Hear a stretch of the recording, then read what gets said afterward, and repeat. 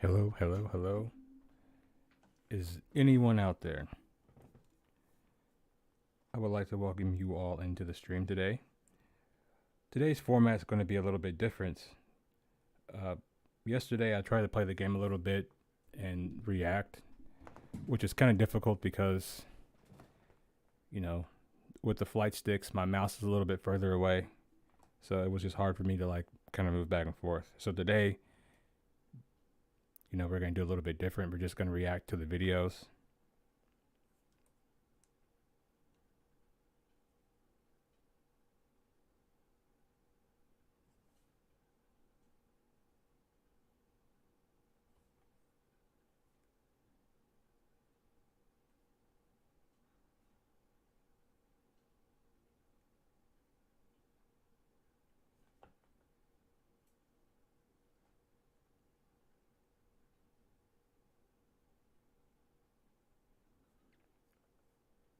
As soon as we get some people in the chat, I'll go ahead and get this thing rolling. I did want to ask though, because I'm editing a video right now. Well, not at this moment, but I'm in the process of editing a video. When it comes to like watching PvE combat, do you guys like to watch the entire engagement? Like for me, locking onto a target all the way to the end of that kill? Or do you just want to see towards the end of the fight? I like editing the videos to where they're towards the end of the fight because it keeps the pace of the videos a little bit better. Sometimes the fights can be slow, especially with beacons, because they tend to have a lot more HP. Like their HP is like stupidly buffed. So it some of the fights can be like a couple of minutes. You know what I mean? But in any case, like it's all up to you guys. Like it's all up to you guys. Like however you guys want the videos, I'll do it. Just as long as you watch it.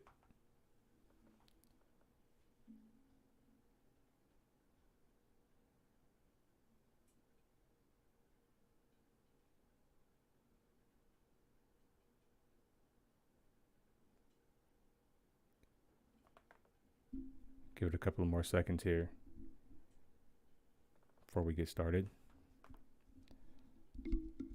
I'm also going to be adding more content to the channel. I'm going to start covering mixed martial arts.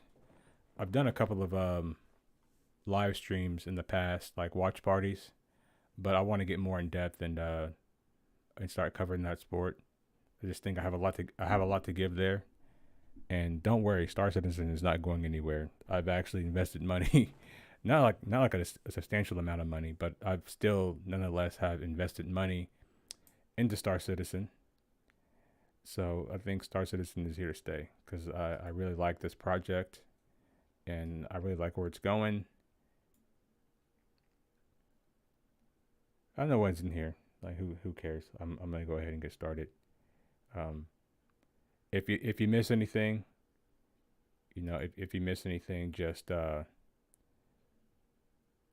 rewind the video. So we're gonna go to full screen. So I want to give it before we get started, I want to give a shout out to Board Gamer. He actually has the full Chris Roberts keynote, which is like 2 hours. He has the entire thing on his channel. So big shout out to him. I'm not trying to steal this. I'm just trying to react to it. So let's go ahead and let's see what old Chris talking about.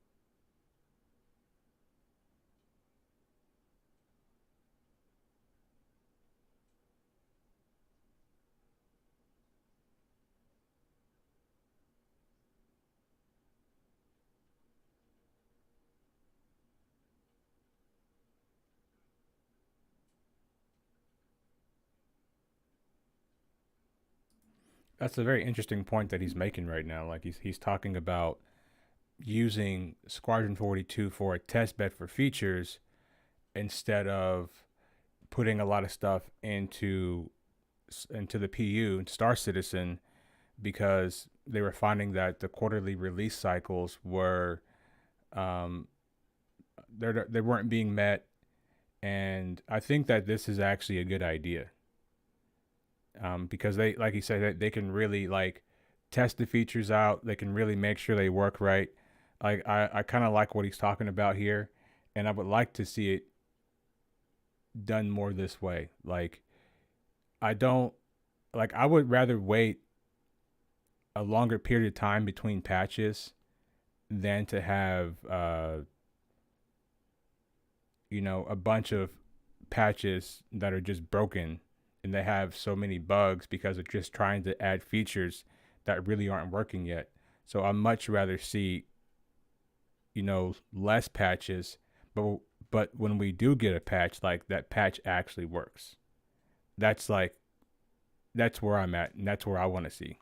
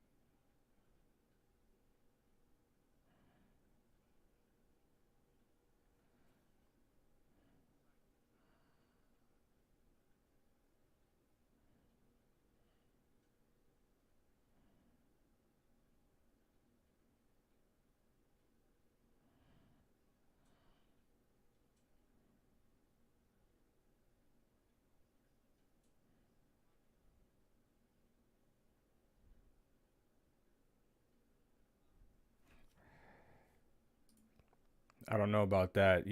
I think a lot of people would be, you know, not so happy about this game being in development for 10 years, but I want to give people some context here.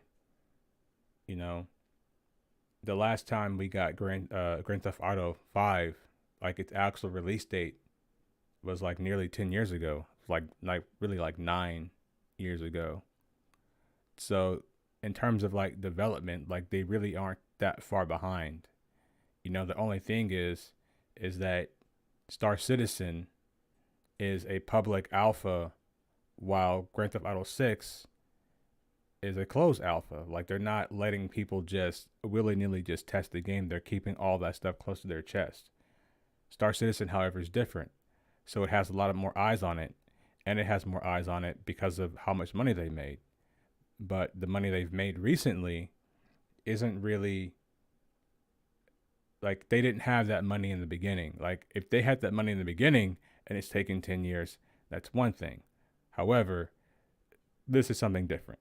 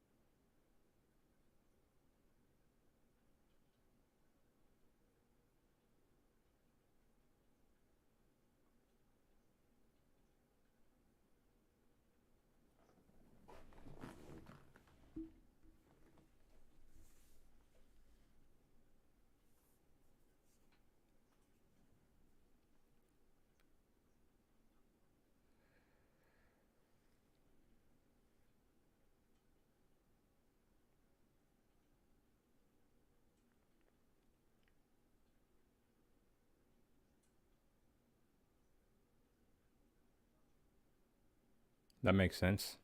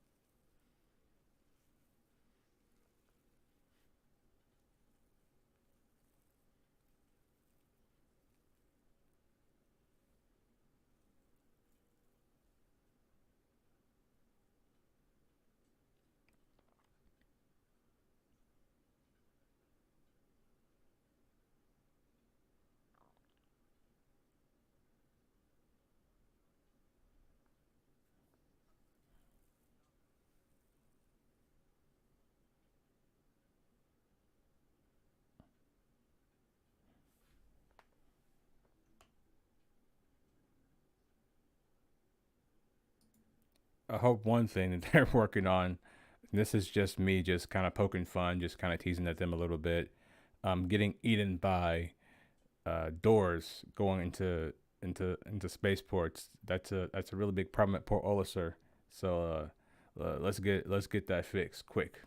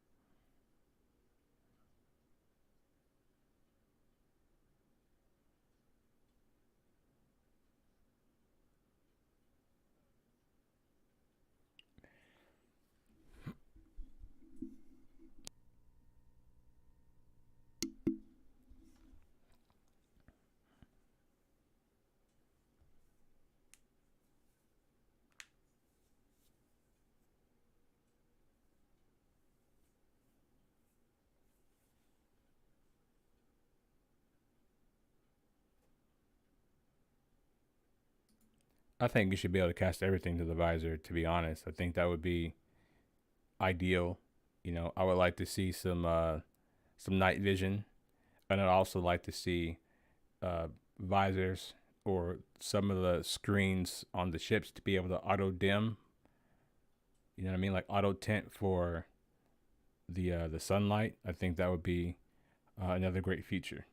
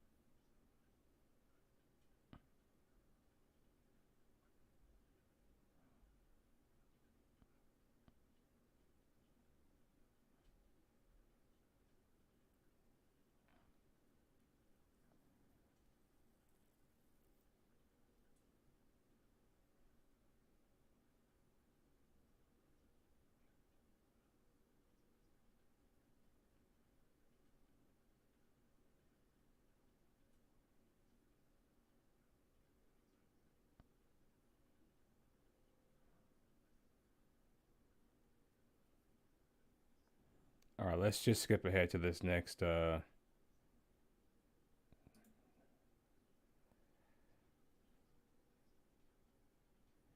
This is definitely needed. We definitely need something like this.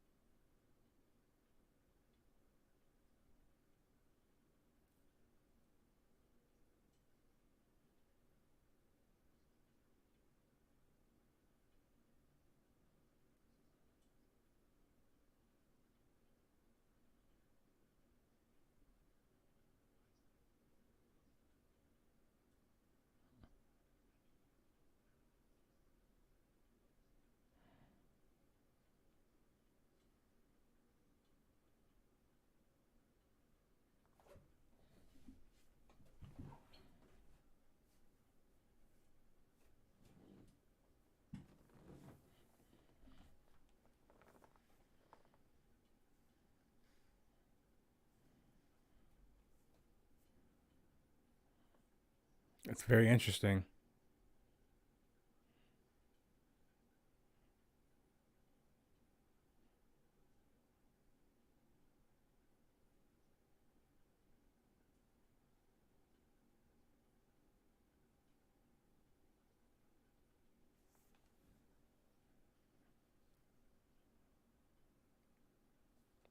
I really hope they fix the interaction system because sometimes it can be a little bit buggy.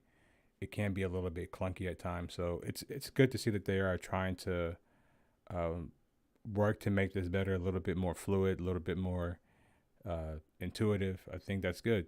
I think we're on the right track here.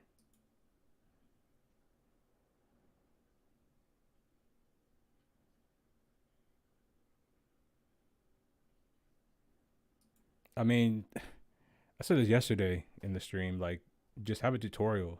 Just like when you get into the game, like as you like, you can do it even before you get into the game. Like as you make your character, it could be like, oh, by the way, here are some basic things that you should know about Star Citizen before you jump into the persistent universe. You know, they can make, they can even make like a narrative out of you creating your character. You know what I mean? Like it could be done like in those kind of ways, and I think that you know having these things in the game is very very important. And like when I was starting to play the game, like very confused, very just it was the I was taken back by how beautiful the game looks, how smooth the game runs at times, but at the same time I'm trying to move around and trying to do things, and it's just like you have to ask 10,000 questions in chat. You know what I mean? When the game itself should have explained things. Like I know they have things on their website like how to do things, but it should be built into the game 100%.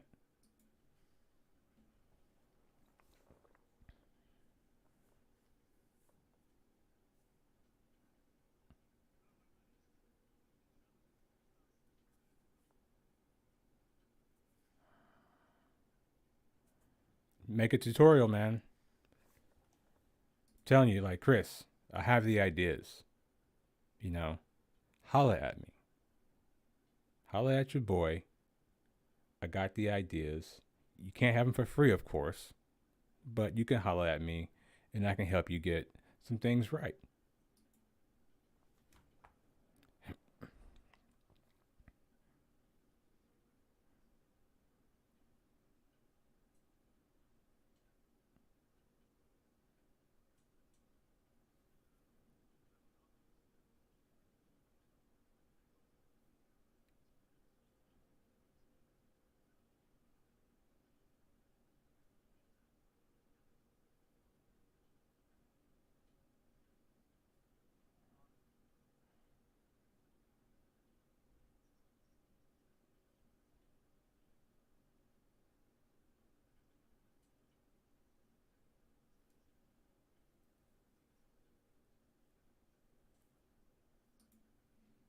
We got somebody in the chat. Star Citizen Speak Easy. Welcome to the stream.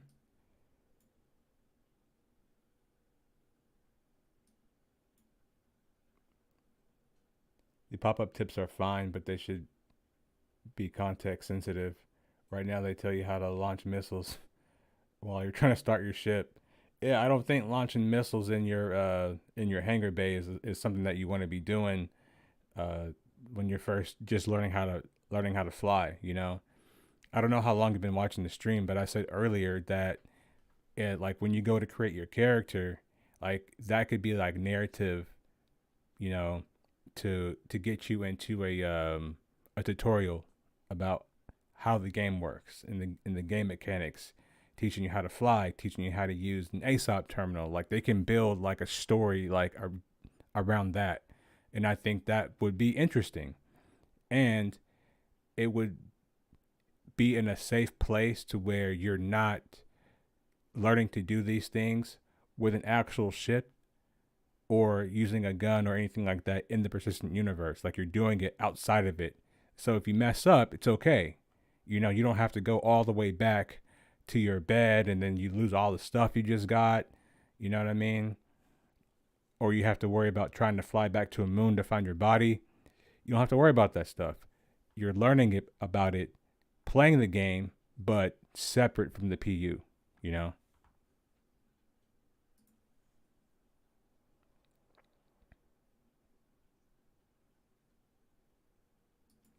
They used to have that, but it was too hard to keep updated because they kept updating the game. Interesting. Interesting. But I don't know like how much of the core game mechanics would change. You know what I mean? Like I can understand like a combat tutorial, right? But they could still have like a basic tutorial that teaches you like how to get out of bed, how to use an ASOP terminal. Like those kind of mechanics are not changing.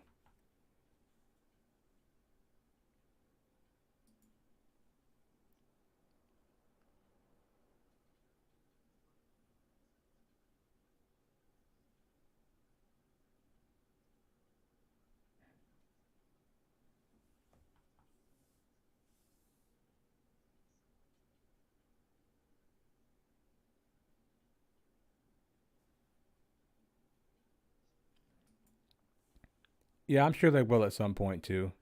I think the potential for that could come back like after they have a lot of the persistent entity streaming stuff working in the game and they're more towards the end of like balancing all the ships and their SCM and QCM speeds and all that. But like I agree with you. We definitely need a tutorial. Like that's 100% needed because this game is it has it has very serious consequences to not have a tutorial. You know what I mean? I'll share like an experience that I had when I first started playing. So I had managed to get to my ship. I had managed to get a box mission, and I kept hearing in the chat that you should fly decoupled. So I did that. However, I didn't know about flying decoupled over a moon, right? And I wound up crashing my ship into the side of the moon, and then I was trying to get back to my body, but somebody had already looted it. So I had pretty much just started the game, and I spent like the 20,000 AUC they gave me to like get a gun, a set of armor, and like now I'm already behind the power curve because I still need to do this mission to make money.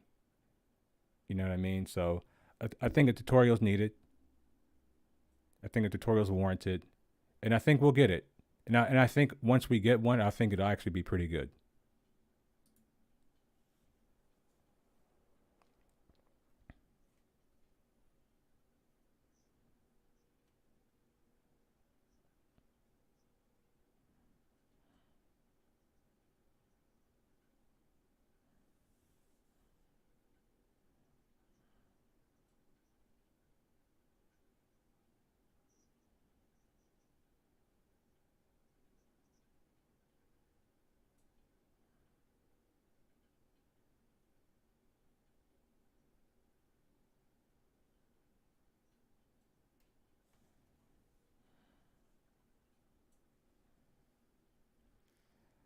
I will say about the cockpits though, especially in the anvil ships, those like fields for selection are way too big and they overlap. So I could be looking at, something like in the cockpit, right? For instance, I'm trying to switch my MFDs around, but I'm really selecting self destruct or turning off my engines. Like, those kinds of things need to be fixed.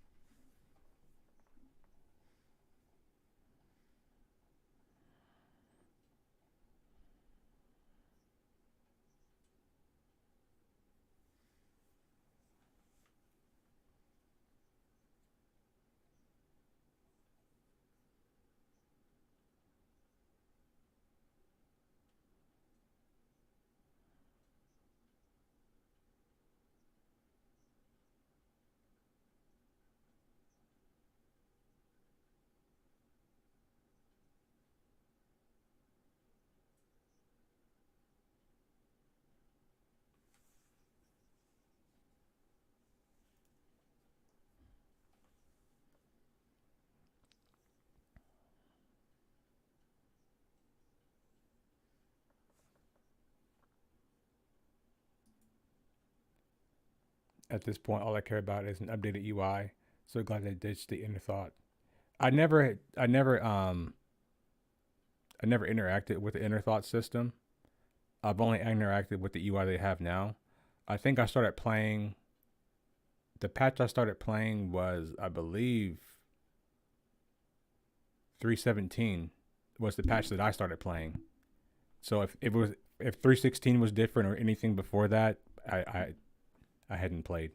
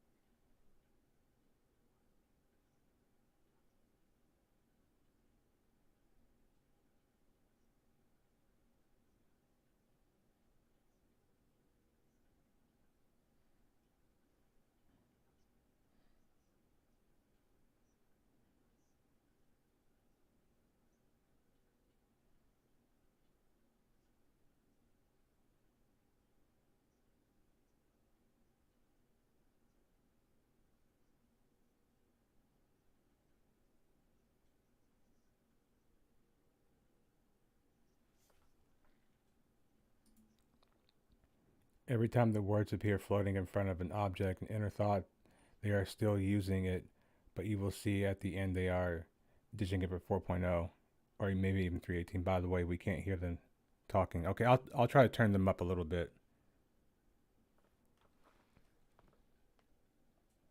Try to get them YouTube volumes all the way up. Let me know if this sounds better.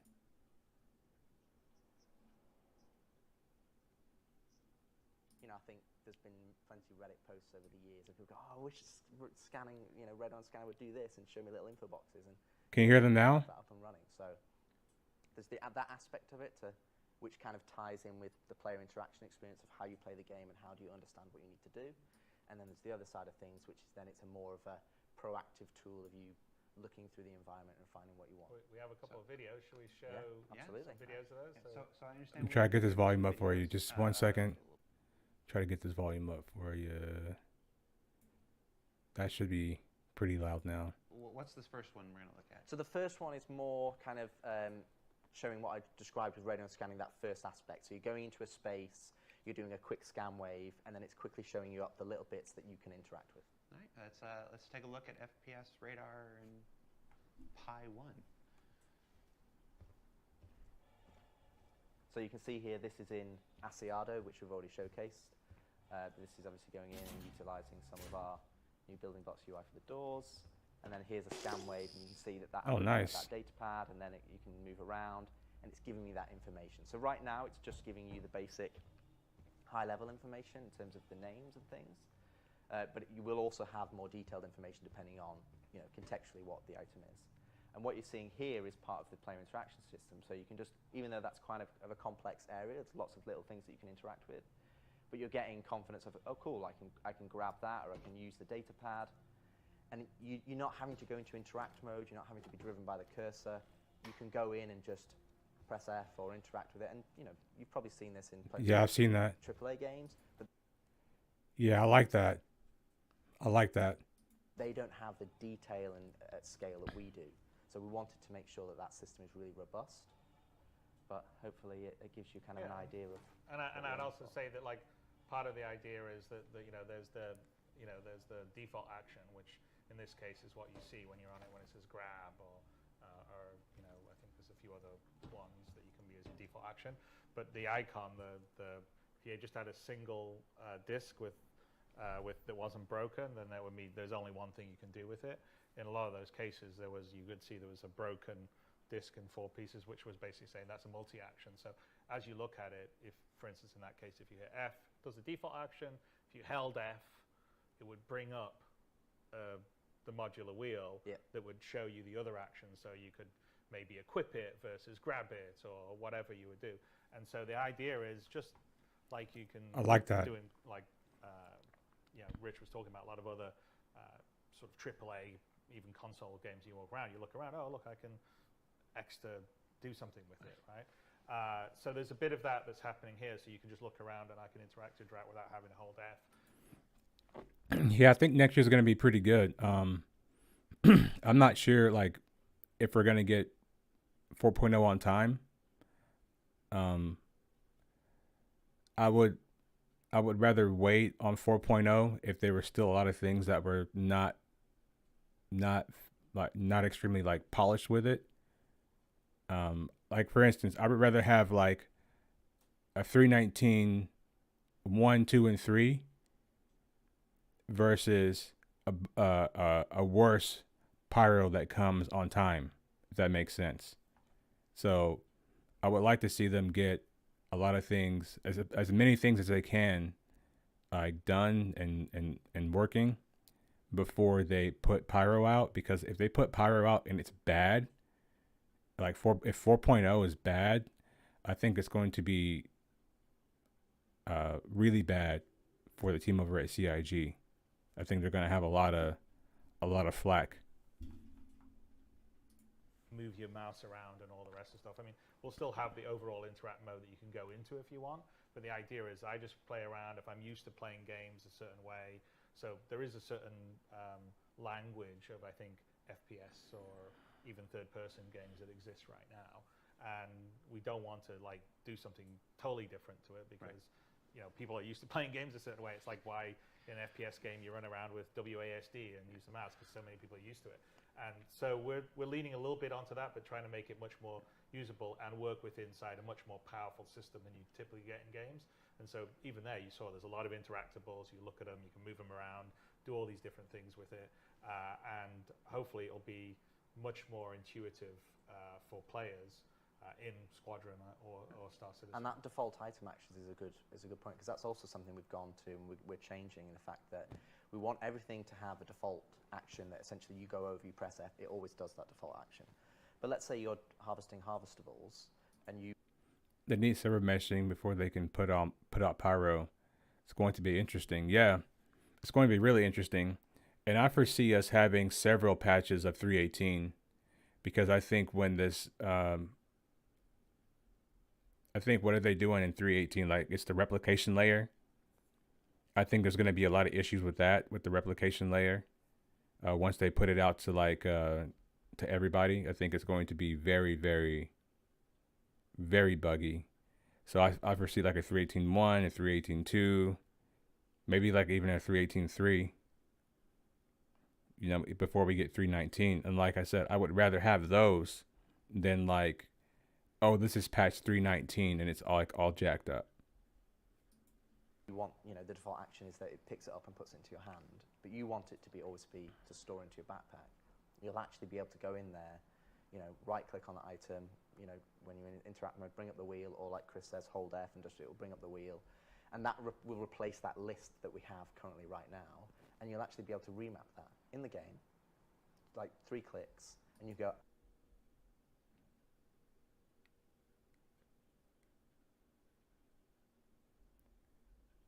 I hope they don't need server meshing for the BMM. What's the BMM? I don't want it to be pick up into my hand. I want it to go straight into my backpack, because that's what you're doing right there. So then you can go in and have it, you know, it allows us to give the interaction system how we want it to be by default, but then it puts the onus on the player. If they want it to go, you know, they want a weapon to always go to their backpack because they're happy with the weapons they've already got and they're going looting, they just want it all to be store, they can do that out of the gate so it doesn't always go into their hands. And they were, you know, they have that customizability to be able to. Oh, that's cool. I like that. You know, interact with the environment and the objects that they're looking at. Before we move on, we have a second video. Yeah. Yes. I haven't seen this one. You want to set it up, or you want to just go into playing it? We Sure. should play it when we Yeah, talk play about it. So I mean, the second one essentially. Oh, you're talking about the merchantman. Oh, you're talking about the merchantman. Yeah, I seen that. I seen that ship. I didn't pledge for it. I didn't have the funds to pledge for it at the time, but yeah, I've seen that. It's a interesting ship. It's an interesting ship. I would have rather seen, like, to be honest, like a nice heavy alien fighter. You know what I mean? Release, because I think we're really missing that from the game, because we have plenty of, like, you know, like light fighters. We even have like a transport ship. We have like almost, you know, the what ship am I thinking of here? I can see it in my mind.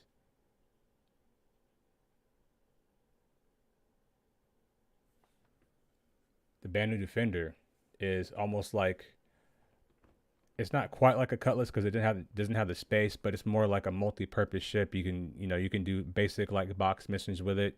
It has an interior you can walk around in. Like, I would like to see a heavy version of like that ship in the game before I saw like something like the Benny Merchantman, because while it's cool and it's large, it's like the Carrack. It doesn't really have like a place. Whereas I think fighters have more of a use in the PU right now. What we're about to see is kind of what I talked about. This is the second half of radar scanning. So this is where they're still getting the environmental information, like whether you've got a vent or a terminal or a hacking area, but you're also now getting information about the enemies and the AI and what's out there. So it's a wider and broader. Yeah, I mean, this is where you basically, it's almost like whether it's X-ray vision or you can hear it through the wall, but you could track someone on the other side of a wall, but you're doing the charge scan, which is much more risky because it's noisy, and if people go, oh, someone's scanning, maybe there's someone over there and they can track you down. But it'd be useful in like when you're stealthing around, it's like you're going to go around a corner, you don't know if there's some enemies around the corner, and you want to find out. you use this. It's very useful, yeah, having played it lots of levels. Definitely, because in Squadron, we're trying to have a certain amount of realism, so you're not just going to go and gun down 400 people. So we want you, when you're in situations, you're outnumbered and you have to, it's more of a stealth game in the FPS than it is a straight out run and gun shooter. Bring it to the point of realism, then bring it back to the point of fun, as you said. Well, there's a lot of fun stealth games. All right, so I want to see this clip. I haven't seen it yet. Let's roll FPS 2. So what you're seeing here is that he's going to do a scan wave in a moment. Essentially what you'll see is that it's now penetrating through the walls, and now you can start to see the slavers that are in this environment. Now these slavers don't necessarily have a radar scanner, so they're not able to pick you up. So what will happen is when you do a scan wave or a charged scan wave, your signatures will basically skyrocket. So that's what will give you away to other people. So in the PvP environment, you're only getting... I think they're both wearing Nikes. It's a big risk. If you want to do it, but you're giving away your location. So if you're willing to do that, then so be it. But in a more of a PvE environment, what we're going to do is we're going to have tailored. Some enemies will have radar scanning and some won't. So if they do, then they'll be like, hey, I've just been pinged, and they'll get your location, and then they'll go and investigate. So what you're seeing here, on that video is kind of a more wider, broader area and seeing through the walls, whereas the first one is kind of a more limited scope. And you can, it's up to the player to choose which one they want to do. The first one is really more about just, we want to encourage the player to go into an environment and go, okay, cool, I'm in this room. What things do I have to interact with? And then the second one is more of a wider scope, like Chris said. When we're playing our stealth levels, you need to have kind of a good understanding of where they are, and it's only temporary. And you will have a cooldown on that charge scan wave, so you're not just going to be able to spam it there forever. It's like you get a temporary picture, and you go, cool, I've got a good snapshot. Now I'm going to make my move and go forward. So while we're still here on the first-person experience, the player experience, let's stick to a couple more topics that are related just to the player before we move into ships and bigger stuff. Ledges and ladders. Everybody knows the struggles of elevators in the persistent universe, but that's not the only way to, traverse the universe to get around and stuff. I understand that you guys have made a number of improvements to mantling over ledges and how to use ladders. I mean, Legends and Ladders is kind of... the best game I ever played. It's like a board game. Yeah, exactly, absolutely. It's kind of two features that we're focusing on, but I mean, as Chris said, in terms of squadron development, we're looking at improving the entirety of the traversal experience. How does the player move, and just from general locomotion and how that feels, and then in terms of the traversal moves, so vaulting, mantling, ladders, and so on and so forth. So one of the two areas that we've identified that we wanted to push for was for ledges, which is we wanted you to be able to, I've slightly misjudged my jump because I'm in first person, I can't see my feet. And it's, it's kind of frustrating. You're like, it's just right there. If this was real life, I'd just put my hands out and grab it, right? So that's the first part, that we can actually grab onto ledges now that you're falling apart. I haven't seen too much of Squadron 42, so it'll be interesting to see it for the first time. I tried not to watch too many videos about it because I knew I wanted to give my honest reaction without having already seen it. So that like the first impression. You can actually then pull yourself up, which adds just it's to be honest, it's huge. Like we've built traversal levels now, and it's the difference is night and day, because when you're in a first person, it's very difficult to judge right on the edge. So we can add a bit more challenge to the traversal so that you're actually moving around with ledges and grabbing and pulling yourself up.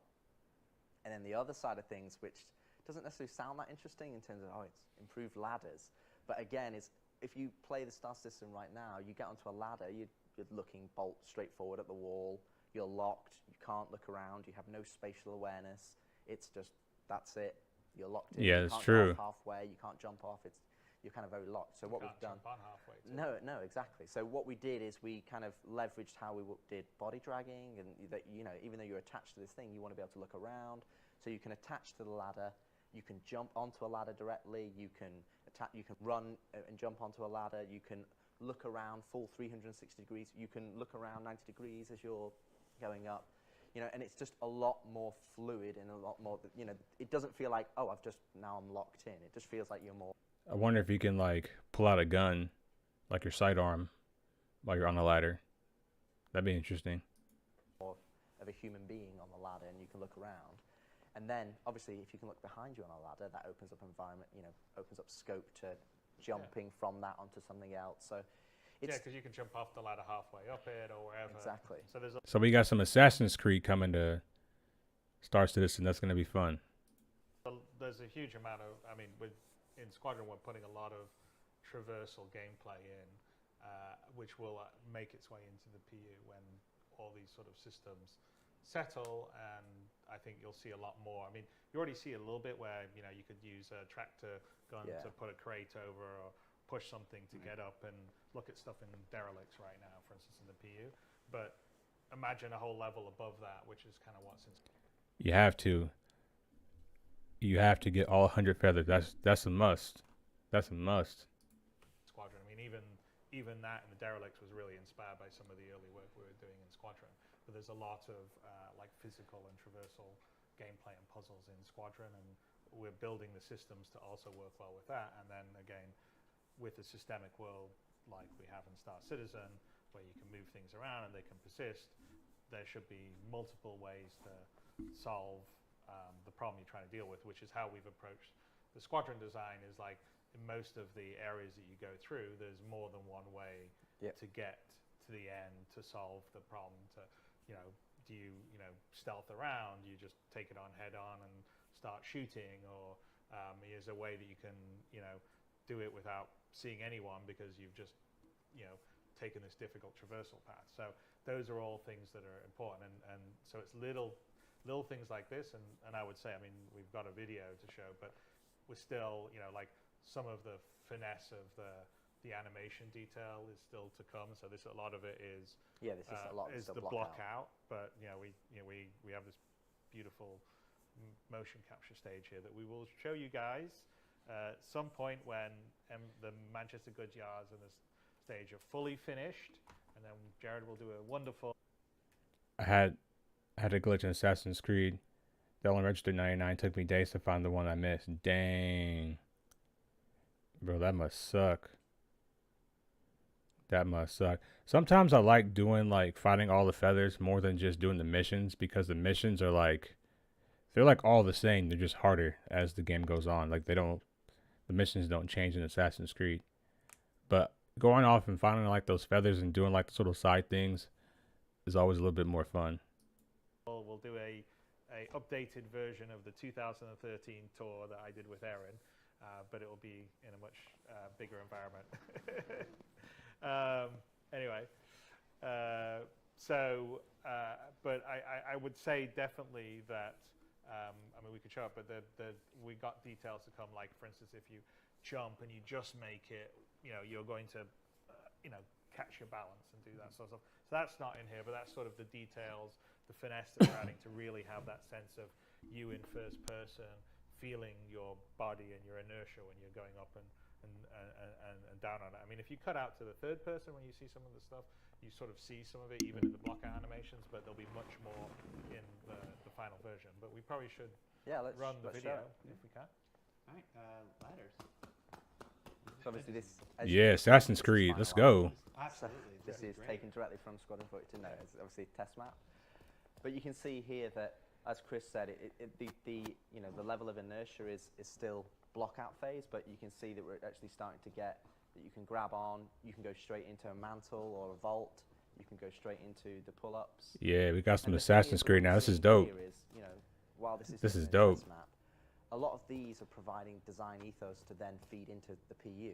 So if we've got derelicts and we've got environments that we want the player to go and do missions in, we don't necessarily just have to rely on jump. Or you only can do vault and mantle. And right there, we did a jump onto halfway onto a ladder. Oh, can you imagine the bugs, like when you turn around and it just like auto jumps, but there's nothing there, and you just fall down and break both of your legs? That's gonna be great.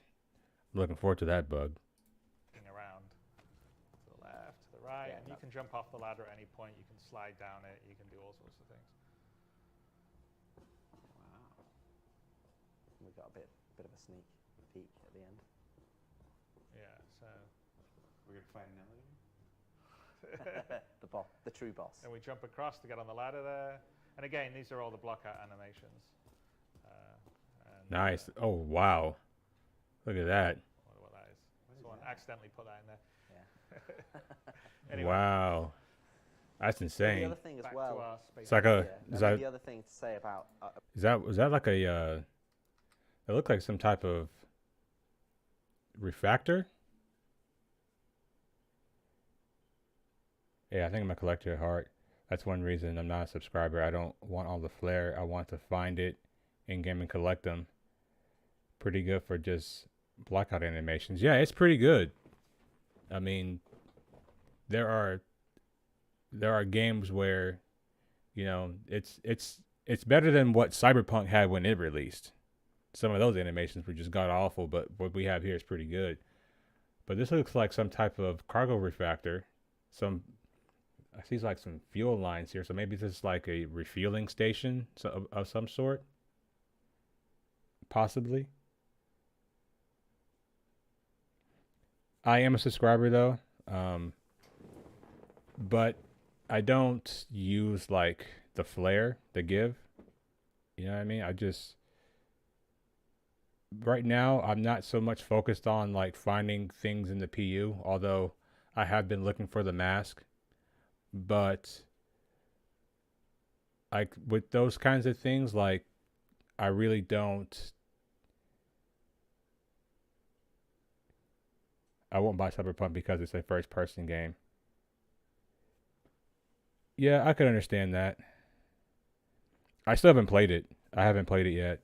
I heard it's a lot better, but for me, it still doesn't look all that great. You know, I think I would buy that game and then I would be bored of it in a week. Like Star Citizen, there's something very unique about Star Citizen that just brings you back, even with all the bugs, all of the things that are going on in this game right now. There's just something about it that just brings you back. Because for me, I think it's understanding of like what this could be. You know, call it hope, call it wishful thinking. It's just like there's nothing like this, right? Where you can get into a spaceship on a planet and fly from that spaceport into outer space to a moon, to a different planet, have combat, do exploration, like all these things. And like, I haven't even explored everywhere in the PU yet. You know, I kind of stick to, you know, the missions that I do, right? I typically stick to doing the more combat focused mission. Non-Star citizens just don't get that. Yeah, you know, and I do have, you know, other things that I'm interested in outside of this. I have other hobbies, right? But there's something very unique about this to where I'm very interested in seeing where this goes because, in my opinion, if they're able to get the server meshing to work, it's going to change the gaming industry overnight. You know, if they get server meshing to work, everyone's going to be 10 years behind them. Because if you can imagine other MMO games, such as like The Sims or like, yeah, let's just go for The Sims. Imagine you can create a persistent Sims universe. You know what I mean? Or imagine if you can create a persistent Minecraft universe or a persistent Final Fantasy universe. You know what I mean? Where you can make certain resources infinite, certain resources finite, and things like that, and have like items that can, you know, just persist, and you can have massive server fights, and everybody not have to be on the same server. You know what I mean? It's gonna be crazy, and if they pull this off, which I think they will, it's gonna be revolutionary. And the people that are playing the game right now are a part of that history. It's not to make it sound like, you know, make us sound better than what we are for just simply playing a game, but we are in fact witnessing the evolution of gaming, and we're getting to experience it firsthand. I can't think of one. I can't think of one game that has persistence at the level that they're trying to achieve here. I can't think of one. You know what I mean? So what they're doing here is revolutionary, and I'm at least willing to give them the patience that I think it deserves, because I think what people lose a lot of times is understanding that this technology has never existed before. So they have to create it, and creating that technology is expensive, and you need to expand, and you have to make, something appeal to a casual base, a casual player base. So, I'm not trying to make this like a love letter for CIG, because it's not that, but I understand what they're trying to do, in effect. I wonder what that is. Someone accidentally put that in there. Anyway. But the other thing as Back well, to our spaceship. yeah, I mean, the other thing to say about the traversal is, while we're highlighting ladders and the ledge grabs and things here, the other thing is that we're also, we've taken a deep dive on things like the control input.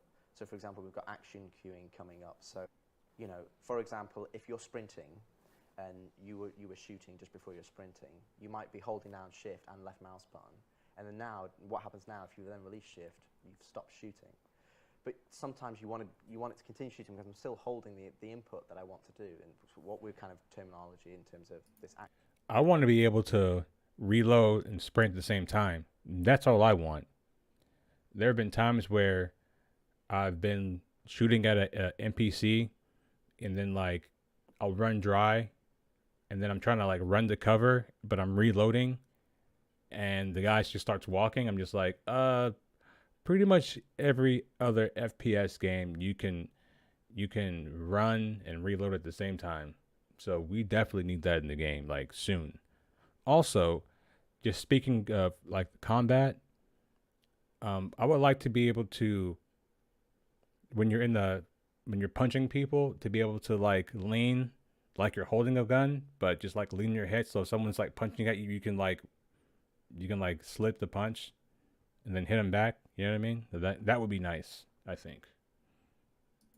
Queuing, and that's something that we've got Grifter, what's going on? How you doing today? Welcome to the stream.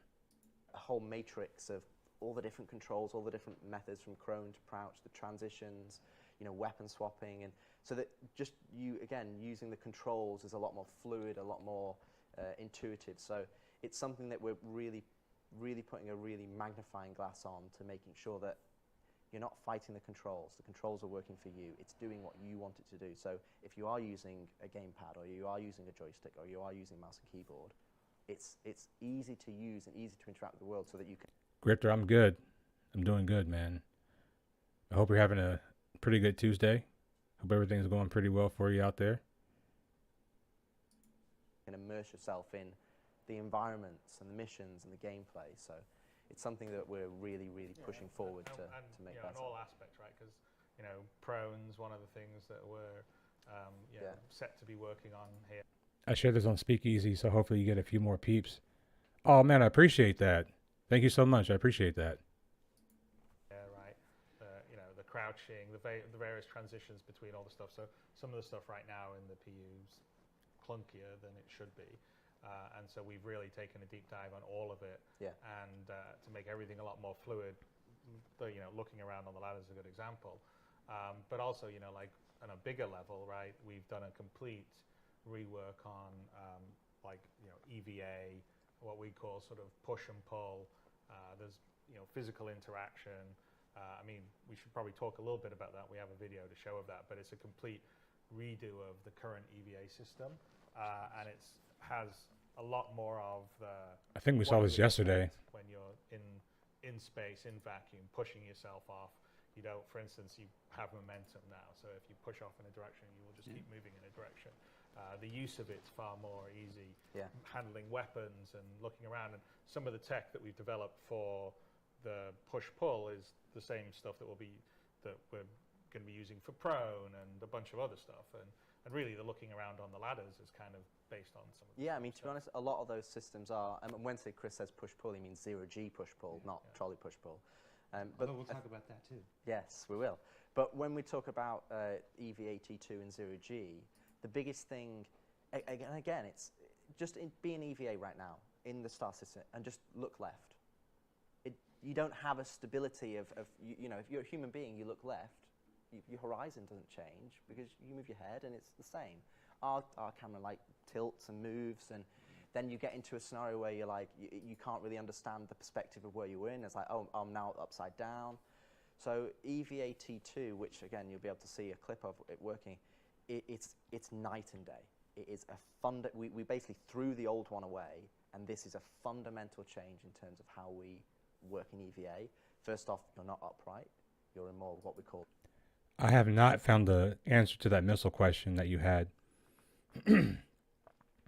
I was going to hop in Avenger 1 stream and ask him, but I might try to catch another one of his streams, because by the time I saw it, it had already been going for a while, and if I want to ask him questions, I like to try to ask him in the beginning, because once he starts fighting, he will, he's not bad about answering things, but, you know, he's focused on fighting, so the chat's going, and, you know, he might miss it for a while. So I'll try to catch his stream probably either tomorrow or maybe Friday, and I'll probably try to ask him then. The Iron Man pose, so you're leaning forward. We still retain the upright pose for certain circumstances, but it means that you've got a better sense of your actual volume when you're traversing forward. So you've not got these legs that, you know, are beneath you. But you can totally look around 360 degrees. Your camera is stable, as you get a good orientation. When you look back, you know, you see your body. It's fully decoupled, so you're not just pushing forward and you're flying like a spaceship. You push forward, and that gives you an initial inertia in that direction, and you will keep going in that direction until you change. But then when you want to change, you just need to look at another direction and you push that way. And the way we've implemented it, it's almost like your suit's kind of similar to the IFCS on the ships, that it kind of like counters the forces and then allows you to go in that way. We actually originally tried it where you would drift and, you know, actually do the curve, but it just made traversing more intricate spaces, which is what we want to do. You know, eventually we want to be able to turn gravity off in ships, and that you can take those down. And well, it's definitely, I mean, that's part of the plan. I mean, we absolutely. even, you know, in the resource network. Turning gravity off in ships is going to be so cool. Like, I'll probably just turn mine off just because I just think it'd be fun to fly around a ship with no gravity, you know? Segment, that's one of the things. So all of those tight, intricate areas that we've built over the last 7, 8, well, 10 years now, I suppose, you know, that you can go into those tight areas, you need it to be stable. You need it to be in a position where you can turn on a dime, that you can look upside down, that you get a good sense of what, you know, your orientation. And I think that's something that we've really pushed ahead on EVA-T2. And to be honest, the engineering team have done a really fantastic job. I find it a lot of fun flying around in EVA. Yeah. And then I'd also say the other thing that we should point out in the longer term for the PU, not so much in Squadron because you're in a sort of pilot suit that has EVA as part of its setup, is not every spacesuit is EVA capable. So we're going to separate it where you have to have like basically an EVA pack, a rocket pack for you to sort of propel around. If you don't have one, then you know it's the physical push-pull. So you can move along surfaces, you can push off against them, you come close to something, you can grab it. If you're in close things and there's handholds, you can grab them and move them around. So we have this physicalized interaction that happens, and you don't actually need to have your EVA pack or jetpack. And then the EVA jetpack is if you go out in open space, that's how obviously you can stop or change your direction and do the rest, and that will be more limited on fuel. So I think long term in the PU, there's going to be some pretty interesting gameplay. So if you do, I don't know, a boarding action or something, maybe you need a spacesuit that has the EVA pack, or you're doing repairs out in space and your spacesuit with an EVA pack. Yes, you will not be able to repair the ship in that outfit right now, Jared. But that's interesting. I would hope they also add like a camelback system, because we need that. It's ridiculous. Like, cause I was in the military, right? And part of our kit loadout, especially like if you're doing like combat missions, is like you have your camelback so you don't dehydrate, you know. And I think that'd be more important to have in a spacesuit, because you know you're going to locations. A camelback is like a hydration system. It's like a pouch of water, and it hooks up to your backpack, or it hooks up to your armor, your vest, your Kevlar, and you can drink from it without having to like open a bottle, you know what I'm saying? And it's usually connected to like a hose, so it's like very close to your it's very accessible. And I think in Star Citizen they should have something like that, to where you can at least hydrate yourself without having to take off your helmet. You know what I mean? And they don't have to like have every suit have this, right? I don't think every suit should have it. I think there should be choices. You know what I'm saying? So I think that would be a nice addition to the game, so that people can, load themselves out properly. And if you're going to be like doing ship repairs, like outside of your ship, and it's going to take you a couple of hours to do, you might get thirsty while you're out there. You don't have to like come back all the way inside the ship, stop what you're doing to get a drink. Just drink from your little Camelback straw and you're good.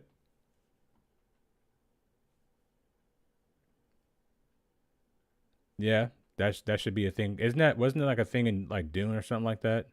They had some suits like that. I think it gives a really good. It's just going to give more options, more context, because like longer term, what we want to do in the PU is what you wear is important, right? So right now, everybody just runs around in a big suit of armor, a big space. And we haven't really turned on some of the features we've actually put in there that says, for instance, you shouldn't be able to sit in a seat of a space fight. That would be interesting, for sure. That would be very interesting, and it's a survival thing too, right? In heavy armor, you shouldn't be there with your gun on the back. You should have a flight suit on, or you come into a city, you shouldn't be wandering around in heavy armor because that's antisocial. Maybe they don't let you go in there. So we want people to have reasons to wear different things, have storage. That's the whole point of the physical inventory system. And as we're starting to roll out, more of it's coming in Squadron, and then in the PU, that's definitely coming online. Well, I'm sure it's going to be a thing already. I mean, if they're selling body parts in game, I would assume that, somewhere in the PU, resources aren't that easy to come by. So, people that maybe travel into that system, maybe they become dinner. Could be a thing. And things that we're doing like that with the physicalized cargo and everything else. And if you look at all the new ships, there's always locker and storage. There's we have a whole system for outfits now that was first going to be in Squadron, but then coming to the PU, it's designed so there'll be a nice sort of locker, almost like a wardrobe system that you can go in and hang up your outfit and switch quickly into another outfit, or exactly, Grifter, exactly. Switch into this clothes, space suit, armor, everything. Yeah, so we want it to be your virtual second life, and we want to make it as easy as possible for you to manage all these different things that you can wear for different roles. And EVA is one of the minor parts of that, where, like I said, you either have an EVA suit with a pack or not, but you still will be able to move around. And we should probably run the video so we can. Good job bringing it back around to EVA at the end like that. Let's take a look at the EVA video. See what we're looking at here.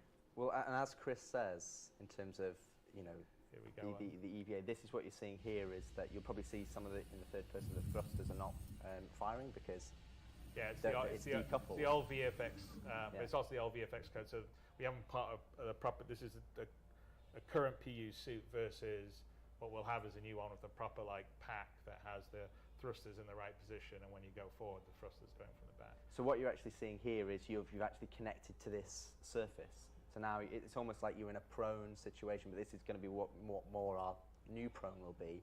Again, you've got full 360 degrees. You can just move your mouse and you look all the way behind you or all the way in front. Yeah, I want jetpacks too, because sometimes There have been times where I've been trying to like press a button like on my ship because I didn't know about hotkeys, and I've exited my ship from about 100 meters up and just fallen to my death. So I was like, man, like a parachute or like a jetpack, something to protect myself. If I do something stupid, it would be nice. And right now we're moving along here, not because we're thrusting, because we're using our hands Exactly. to move ourselves around, and we're looking around as we're doing that. If we went out to the Oh, that's person sick. here, you would sort of see us moving our hands around. I think we'll see it a little later on. There we go. Here we go. So we're just sort of pulling ourselves along. And if we wanted, That would be sick. You just see them coming out of the dropships, out of the Valkyries. That would be sick. at this point, we could stop and we could push off against it, and then we would just go floating out into space. So that's the sort of Those people dropping from jetpacks will finally give the Centurion some use. Since the Centurion can't really kill anything, maybe he can kill falling troops. idea of what we call push-pull. And so what you're now seeing he here, just Yeah. pushed himself off. so what you're seeing here, that's actually kind of, you're just floating alongside the actual this fin of this Asiata station, and this is actually keeping you in this orbit. And then if you did, and that's just, you just push forward and go, where you can actually jump off into space. But then this becomes one of the, if you look at physical traversal, where you've got jumping and mantling and vaulting, this is where we have 0G push-pull. We have the tractor beam that kind of pulls you around in EVA, and then we have your EVA pack, which is limited by your resource of EVA fuel. So this allows you to kind of manipulate and go in EVA, and allows us as developers Yeah, it would be pretty epic. That would be sick. to build EVA traversal spaces, both wide-ranging and both small scale. So yeah, here's I mean, we were before in first person. Sounds like you're breakdancing right Here's here. us cutting out the third person. About to do a windmill. Your character and body's doing, and so there's a lot of, I mean, and He's about to do a windmill right here. these are still blockout animations actually, but so there'll be a lot more like nuance or fidelity to it. But yeah, you have a lot more control, directional sense, ability to look around, ability to stop yourself. So I think, in this one we're going to come up close to the glass above it, Yes. and you're actually going to see us, like if you fly into something, you sort of arrest yourself, again, blockout animation, but you're going to, as we get down close to it, I think we're going to come down, you'll see as our character comes down here, our player comes down here, put our hands out to brace ourselves to stop ourselves on the glass here. So all of that's like systemic. That's not marked up or anything. It's all. I wonder how hard it was to make some code for that. Like, that's just insane. Ray casting, seeing if things, you brace yourself when you come up against, hold on, arrest your thing, you can push off against things. So we've spent a fair amount of time and engineering on all this, but it's not just for Squadron. It's going to be, it's obviously useful in. Yeah, EVA fights are going to be fun. EVA fights are going to be super fun, I think. Some of the environments of Squadron, this is one of them, obviously the Acidata station, you're going to look down on the slavers that you saw in the earlier scan, but the use of this in the PU is going to be massive. And also the big thing that Chris said there is it's systemic. There's no markup. If you want to go and climb all over a ship. Mag boots would be tight too. Like, I think that when this does come out, eventually you're going to start seeing things like mag boots. But I think they want like just it to work first in the PU and all that kind of stuff before they start adding like other fun features. Mag boots would be sick. Then you would really be Star-Lord. You can do. If you want to climb over a space station, you can do. If you want to climb over His boots are jetpacks and magnetic, right? His boots have two functions, right? anything that's in EVA has a surface. You can put your hands on it. They could have like some fun, like little mini sports games to do. It's got a big enough space to put your hands on it. It will work. So there's no like, oh, it only works in this scenario, or it only works in this scenario. It is what you see here. And then as what we've not been able to show today, which is do have working or partially working, is that when you go into very tight environments, if there are handholds, you will be able to grab onto that handhold, or whether it's a terminal or whether it's, you know, a hatch to get into a ship, you'll grab onto the handhold, and then, you know, instead of putting your hands out and landing, you'll grab on, and then you go, cool, I can use the terminal, or I can look around. And again, you're not locked in. You can look all 360 degrees. You'll switch hands as you look around, and you can get a sense of, okay, where do I want to go next? I want to go over there, cool, or I want to go through this door. And it works in tight environments, wide-scale environments, and fundamentally, it's a lot nicer to play than our current. Like Lone Echo, like I don't think I've seen Lone Echo. I don't even know what that is. Version, which is just No, I mean it's massive for the game. So I think there'll be a lot. Yeah, I could see a lot of maintenance missions for space games. Hopefully they pay well. Shoot, I'll be a space maintenance man if they pay me good. You know what I'm saying? A lot more sort of EVA, external action. Yeah. The combat's better. It's much more stable. I think we'll see a lot of puzzles and traversal in the PU that can be built from that, because we don't really, we have a lot of stuff down on planets, but it would also be nice to have more like exploring more the sort of derelict asteroid bases kind of things. And EVA, I think we all love science fiction, obviously. I want to ask you guys a question. Like, what do you guys think about like space stations just not always like having things like in stock? Like, you know how you go to refuel and stuff? Like the space station has like a bunch of fuel to give you, right? But over time, like that fuel like will diminish, and you will need like a gas station, like how you need a gas truck to come bring the fuel to the station. I think like in this game there should be delivery missions where you deliver quantanium and other things like that to space stations for them to sell. I think that'd be a lot of fun. In these kind of games, that's sort of a lot of classic sci-fi that you see. So we spent, that's an example of us being able to spend the time. It's a VR space game. Lone Echo has a few different modes, but it's like Spaceball. All right, gotcha. To really think about how we want the system to work, how best it's going to work, and bed it in and squadron, and then it'll be something. Because we did 2 or 3 iterations. We did.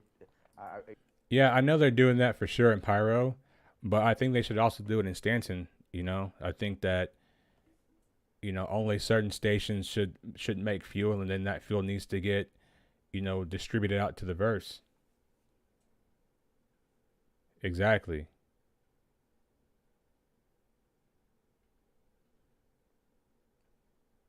So trading something they don't have to bring in big bucks. Exactly. If they really want to make it an economy, they have to make the players work to make the economy work. You know what I mean? Like, there has to be people that bring the quantanium, right? There has to be people that bring the hydrogen fuel. There has to be people that, like even like delivering munitions to space stations. Like, you're going to a kiosk and you want to arm your ship up or whatever, but they don't have any missiles because no one took a mission to deliver the missiles to the station. You know what I mean? We did 2 or 3 iterations of how we wanted to do it. Did we want to have this? Yeah, Grifter, exactly. It would give Space Trucker something to do, and also, add to the piracy. That's how I would want to see the PU to be. Like, we have to go in and make the PU work, because if we don't, then we're just going to be without stuff. So it opens up that kind of like that second life, like they were talking about, where you go in and you're actually helping an economy and a system move forward. And man pose, did we want to have it upright? Did it blend between them? And we were playing it. It's like, oh, it doesn't feel right. And now you can just, you know it when you get it right, because you can just go and you're like, oh, this feels really nice. And you just end up flying around the level and connecting things. And so, yeah, this unlocks content for the PU. Oh, absolutely. I mean, I purposely didn't watch the videos. I wanted to be able to react as honestly while we were recording these as possible. And I know you said those were blockout animations, but as somebody who's been with Steve Bender on a Friday night at the Oust House, like that looks just like Steve Bender? yeah, it looks just like Steve Bender crawling around. So I really want to see AI ships coming and going. Yeah, I would like to see that too. I would like to see that too. I would even like to see, AIs, doing some of those delivery and delivering goods and pirating and stuff like that. I think it'd be a lot of fun. Be a lot of fun. sorry, Steve. But no, it looks great, and I think everybody who saw that now is going to see the potential, the absolute gameplay potential for all kinds of zero-G gameplay possibilities. That is really, really no, cool. that's great. I mean, there's some smaller things, like we have one other thing here we have a video for, which is, it's not as big as a system as, like, say, the EVA replacement, but like the hover trolley that we've got. I know that I saw it. I really like the hover trolley. Yeah, no, I like it really a lot. like I it. saw the Reddit thread saying, why doesn't someone do a hover trolley? Well, actually, that was something we've been working on for quite a while. But the thing we can show you here in a few minutes. But the thing that's really good about this, because obviously the physical trolleys, the wheels get caught. I mean, just like in the real world, right? And you've got problems of going upstairs and all the rest of the stuff, just like you would in the real world. Is that it sort of opens up the potential, and this really plays into the PU. We use it in Squadron for certain things, like you'll see in one. It would be great to actually hold onto the ship instead of haphazardly floating around it. Yeah, like if you try to EVA out of your ship, it's kind of dangerous because you come out and then sometimes it'll just like flip you upside down, and then that'll like suck you back into the ship, and then like you're stuck in between like the twilight zone between the PU and your ship. It's crazy. Gotta go for now. I'll try to be back in a bit. All right, Grifter, thank you so much for stopping by. You're always showing the stream support. I appreciate that, man. What we show here, but for the PU, it's actually much more interesting because now you have the ability. We always had this design for our like bigger cargo containers, right? Ones that you can't just pick up yourself. We originally had this design where there was sort of a grav lever system where you stuck in this thing and the grav lever would come up, and then now you can push around a huge container. And we're moving for physicalized cargo. It's going to be in 318. I think Tony's trying to squeeze a few things in. We'll see if he manages to get everything in. But this isn't necessarily going to be in 318, but it will come in probably not too far in the near future.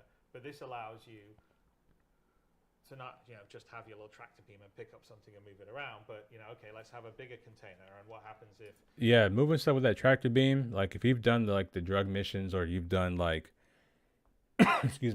Jump Town, moving one little box at a time with a tractor beam, bro, your middle finger is gonna be strong as hell.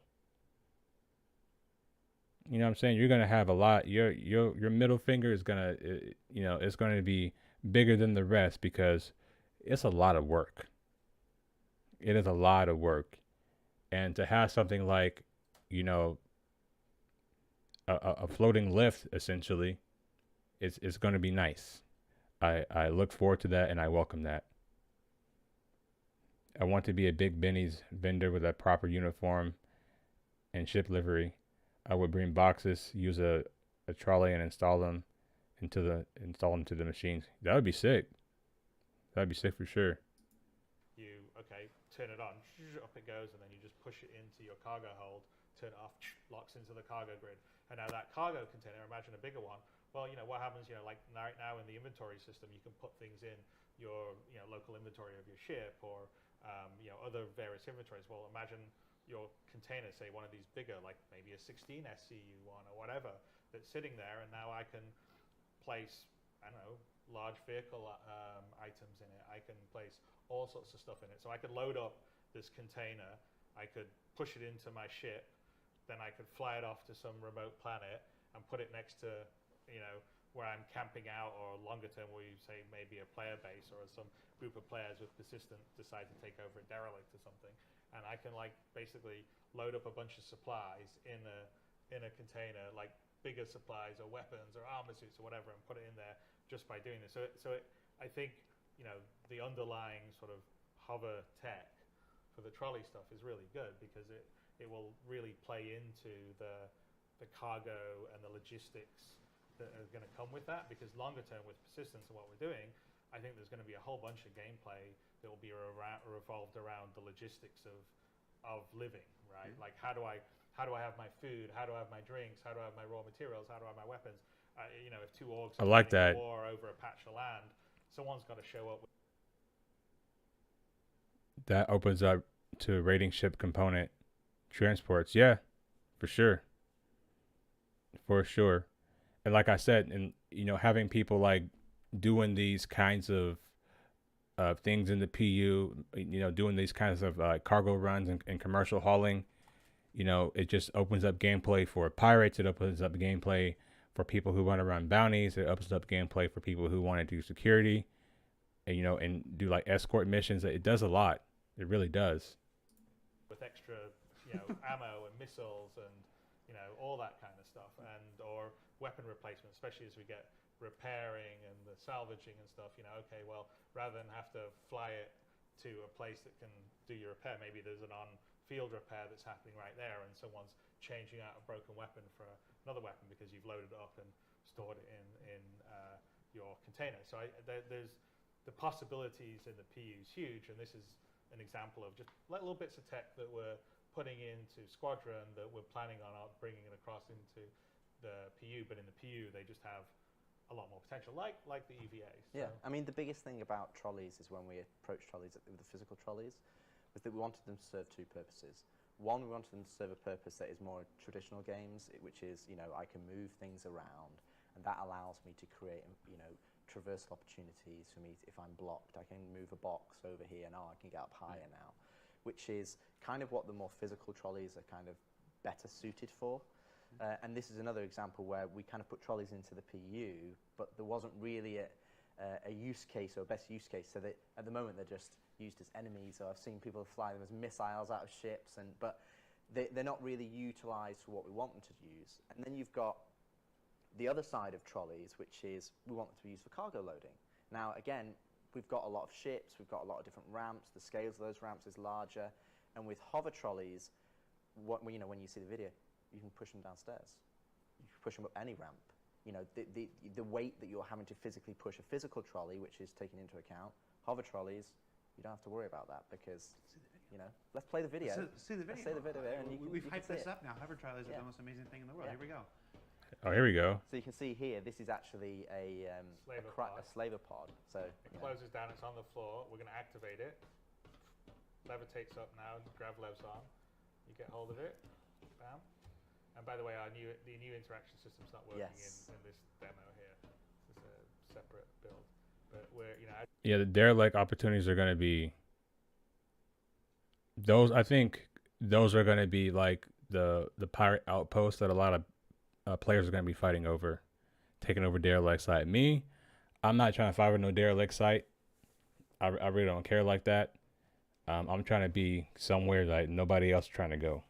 That's where I'm gonna set up my shop at. as you can see, it's getting pushed over bulkheads. But this is essentially a really big improvement for us, because we want physical cargo, and we want physical cargo to be a big deal in the PU, that you have to move that cargo, you have to make decisions on how long it's going to take you to load it up, not just buy it from a kiosk and it appear in your ship. So this gives us the ability to do that, and like Chris says, move much larger things than what you'd normally be able to push as a human being. Yeah, I mean, this happens to be just a slaver pod, but you know, obviously you'd be pushing, you know, as long as it's grav lev equipped and has the sort of hover device, then you know, like I said, you could have large shipping containers. If they do this, can we get hoverboards? Can we get hoverboards, please? If they can do this, can we get some hoverboards in the game? I would like to, you know, go to that river on Microtech and just use a hoverboard and just go all the way through that river. That'd be a lot of fun, I think. And stuff like that. And this is all underpinned by our GravLeg technology, so the same, you know, as a Dragonfly, or eventually you'll hopefully be able to move much larger ships if you need to rearrange them, or you know, when you're moving things around on your homestead or whatever we do eventually. And we've actually had this working on a planet. So you can just push this over planet terrain. You don't let go. You stay stable, because it doesn't actually undulate unless there's something actually physically touching it. So it allows it to be much more stable. It is. And what we want to do for your cargo loading is that This looks like something from Squadron 42, like one of the missions where they're having to maybe steal one of these slaver pods to maybe get some information out of it or something. we'll use a system similar to the cargo grid that you'll be able to snap things on top of it. So if you have a flat platform, you'll be able to snap cargo boxes onto it so they won't fall off. Then you'll be able to, reliably move them without frustration. And again, you can see some of our design ethos coming through is that we're trying to remove the barrier to entry. We're trying to remove the control mechanism, the things that frustrate you as you play the game, and kind of make that a lot simpler. I see this, and all I can think about is Spock and the photon torpedo tube. That's true. Yeah. Very cool. So so we've talked about a number of things now that are related to the player, to the first person and stuff like this. And we got a couple more we're going to come back to later. But let's move up into spaceships. Yep. Because spaceships are a big part of the experience. Our heroes. We just had earlier in the day, we had our flight experience a segment where they talked about master modes and quantum boosts and stuff like this. But at a higher level and stuff, let's talk about how the flight experience is changing a bit through the work in Squadron 42, and anything you want to share with us on that. I think the biggest thing for me, and I think it's what Chris and I have talked about, is the difficulty of developing a game over a period of time when it's a live product is that you're developing things in isolation and you're putting them out. So you're going, okay, this is our T0, this is MFDs. And okay, now we want to do the flight HUD. And we put the flight HUD. And now we want to do this section. Oh, he needs to take that jacket off. It's just making too much noise. It's making too much noise. Okay, guys, got to go back to work. Talk to you later. Star Citizen Speak Easy. Thank you so much for stopping by the stream. I really appreciate that. And what happens is, maybe it's a different designer over the years, or maybe it's someone else, or maybe they've learned from what's happened or gone out previously. And lots of things come together, but they don't necessarily feel right, because they've not been approached where you've gone, we're going to do it all at once. Because you can never do it all at once if you've got to hit quarterly releases. Right.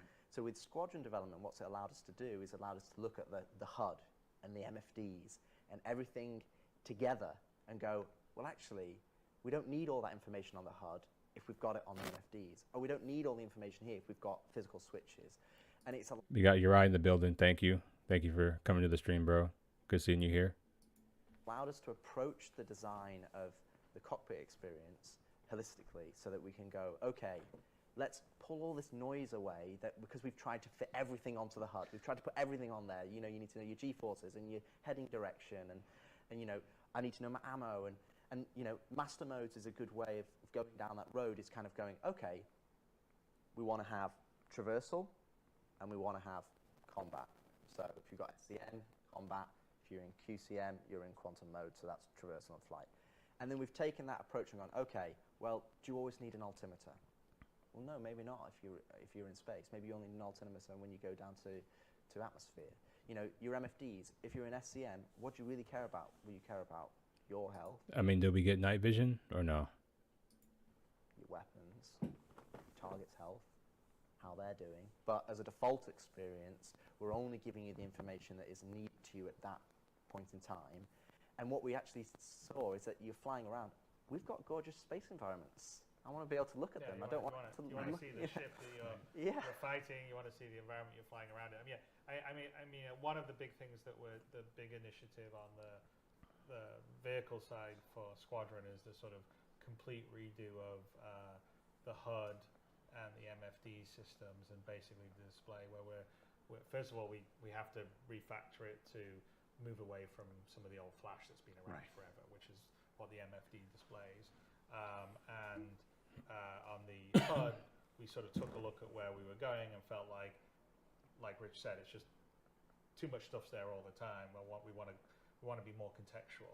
So, and we're doing this in a overall holistic way that would be probably almost impossible if we were trying to fit it into quarterly releases in the PU. So, most of the vehicle team is working on this as a sort of group. In the need for multiple speeds that we saw earlier, you sort of saw some aspects of it, which is the different modes you can be in depending on what you're trying to do.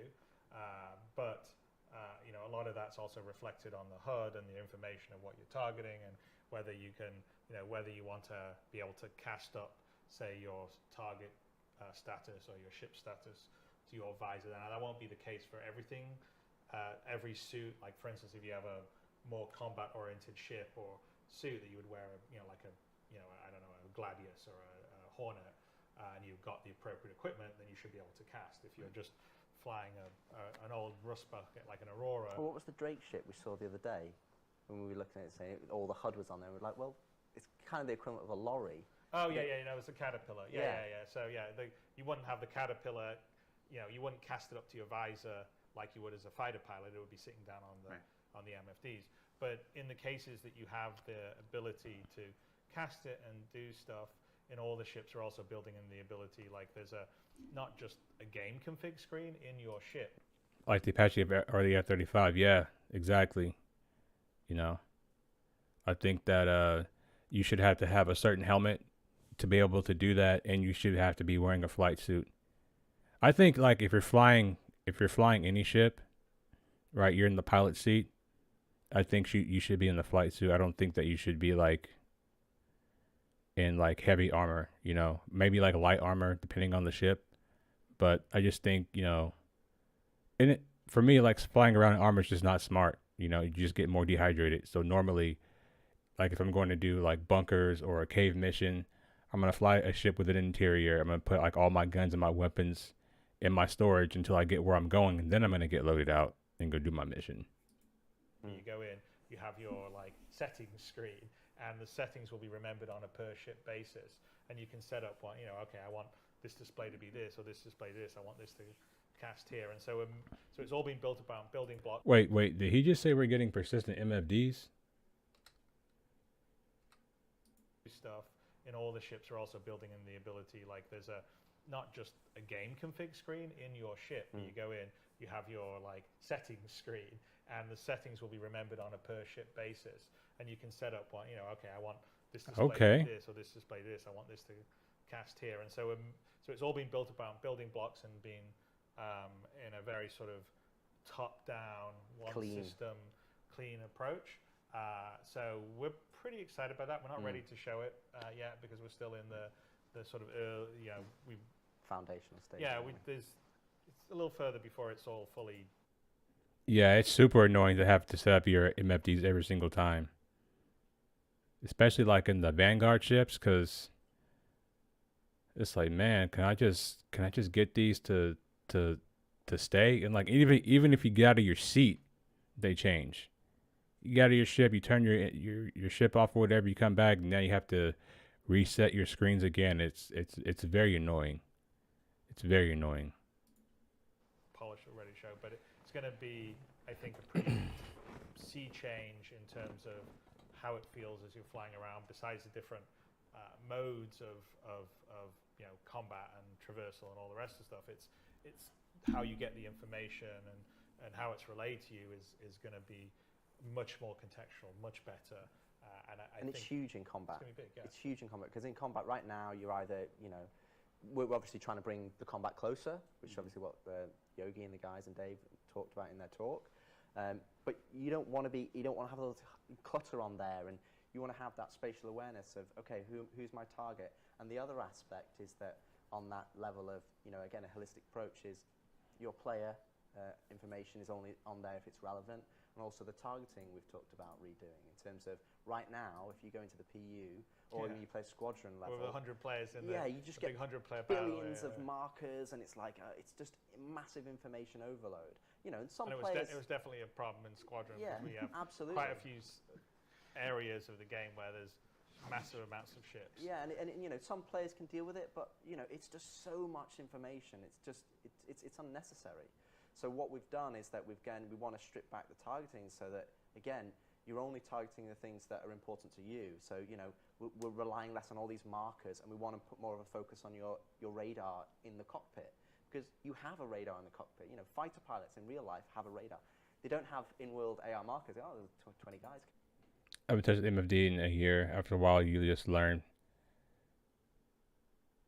is what you need anyway. without looking at the screen. Yeah, the only thing I like to have, like, for sure, like, to be able to see with, like, with my eyes as I'm fighting, is my shields and my target, like how they're doing. One of the things I hate with MFD is how, like, when, like, the enemies, like the NPCs, like when you're fighting them, they'll start talking to you, and then it'll bug out, and it takes up the screen, the target screen. Like, that's so annoying. We want to make sure that you've got the information that you need, but also we want to basically make sure that you're using the tools that we provide. But with that, I've learned to look more at their ship as I'm fighting it to see, are their ships turning red?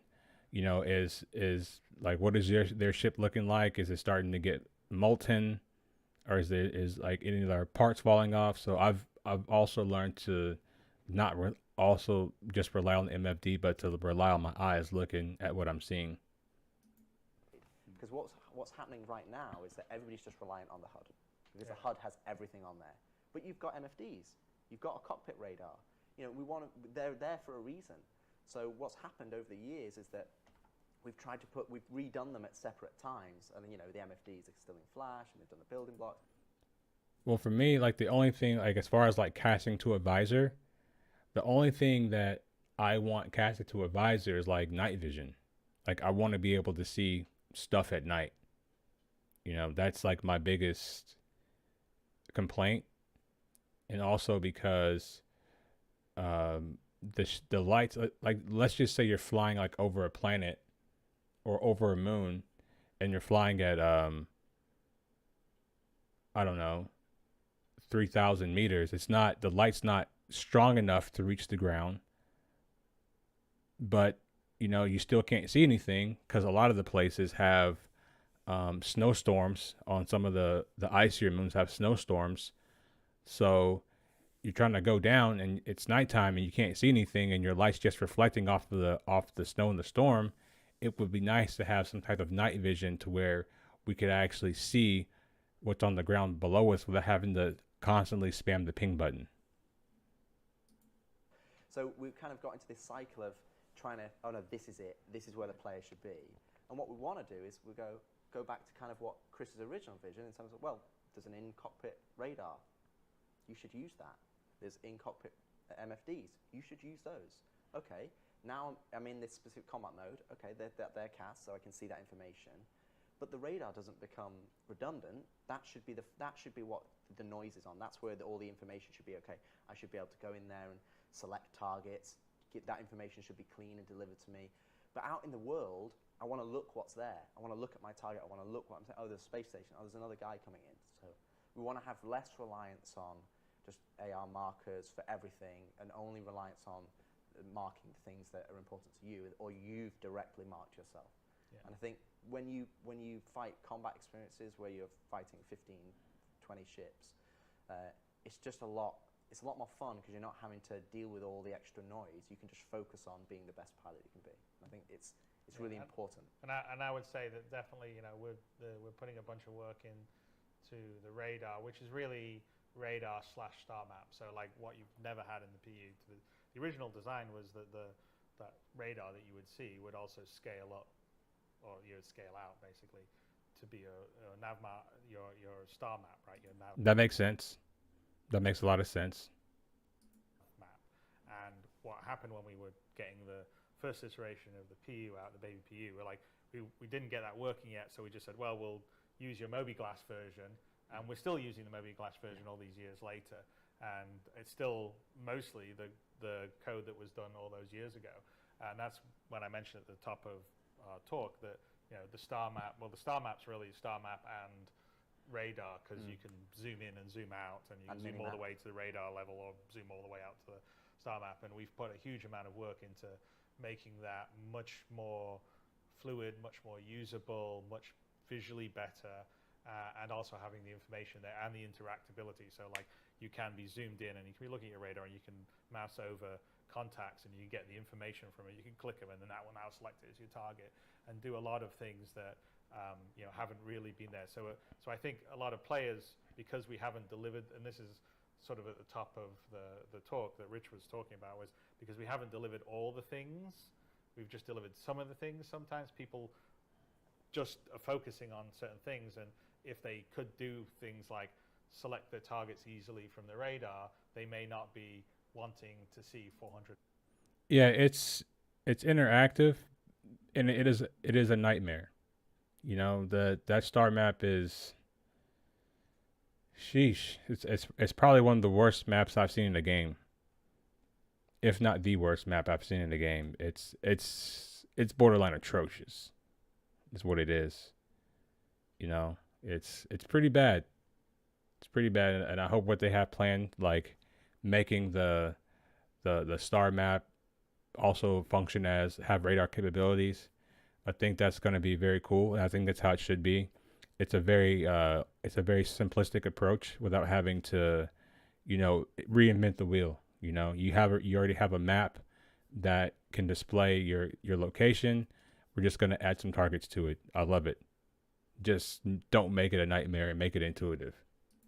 AR markers when they're flying around, and so those are all. That's an example on the vehicle side where we're sort of really trying to bring that all in, as well as, you know, there's other things that we're doing that will come across the PU in terms of physical buttons, like when you activate something, you're you know, that's in process right now, but yeah, you'll click a button and you'll see your character, you know, click, you know, here's for the landing gear, or here's to turn the lights on, or here's to activate my quantum drive, just to make it sort of feel physical. But we're going to give you modes and ease of use so that information's presenting to you well, and you can you know, have fun being lost in the world, which is the most important thing. And a certain level of customization, as we talked about, because, you know, some ships have better MFDs and more usable places than others and stuff like that. So, well, the other aspect as well, in terms of just the radar and scanning, which is a really good example of a feature that we've put onto the PU in Star Citizen that isn't hit what we envisaged it to be. Because right now, you're kind of limited to 20 kilometers. Now, really, you know, I think you've seen Quantum Boost in some of the earlier videos. I haven't seen the Arc Star map, but I'm sure it's a whole lot better than this. You know what I mean? The premise that we want you to be is, you know, we've got this vast universe. So we want radar and scanning. We actually, you know, we have this smaller radar and scanning on the FPS. You have the smaller one that's giving you information in the room, and then the larger charged one that's giving you information about maybe the floor that you're on. It's the same principles in the ship side. It's that we want a smaller one that is fairly instantaneous, and that's kind of giving you information about the people you're fighting, or, you know, your local environment. And when I say smaller, I'm talking, say, sub 100 kilometers. You know, that's just giving me information around this area. But then we've got the charge scan wave, and that should be giving you information about things that are 10, 15, 20,000 kilometers away. And then that's where Q-Boost comes in the fact that you're Q-boosting to these locations. You're not having to go, okay, there's a quantum travel marker there that's 1 million kilometers away. That's like, okay, I'm making a conscious decision to go there. But for Q-Boost, it's like, okay, I am there.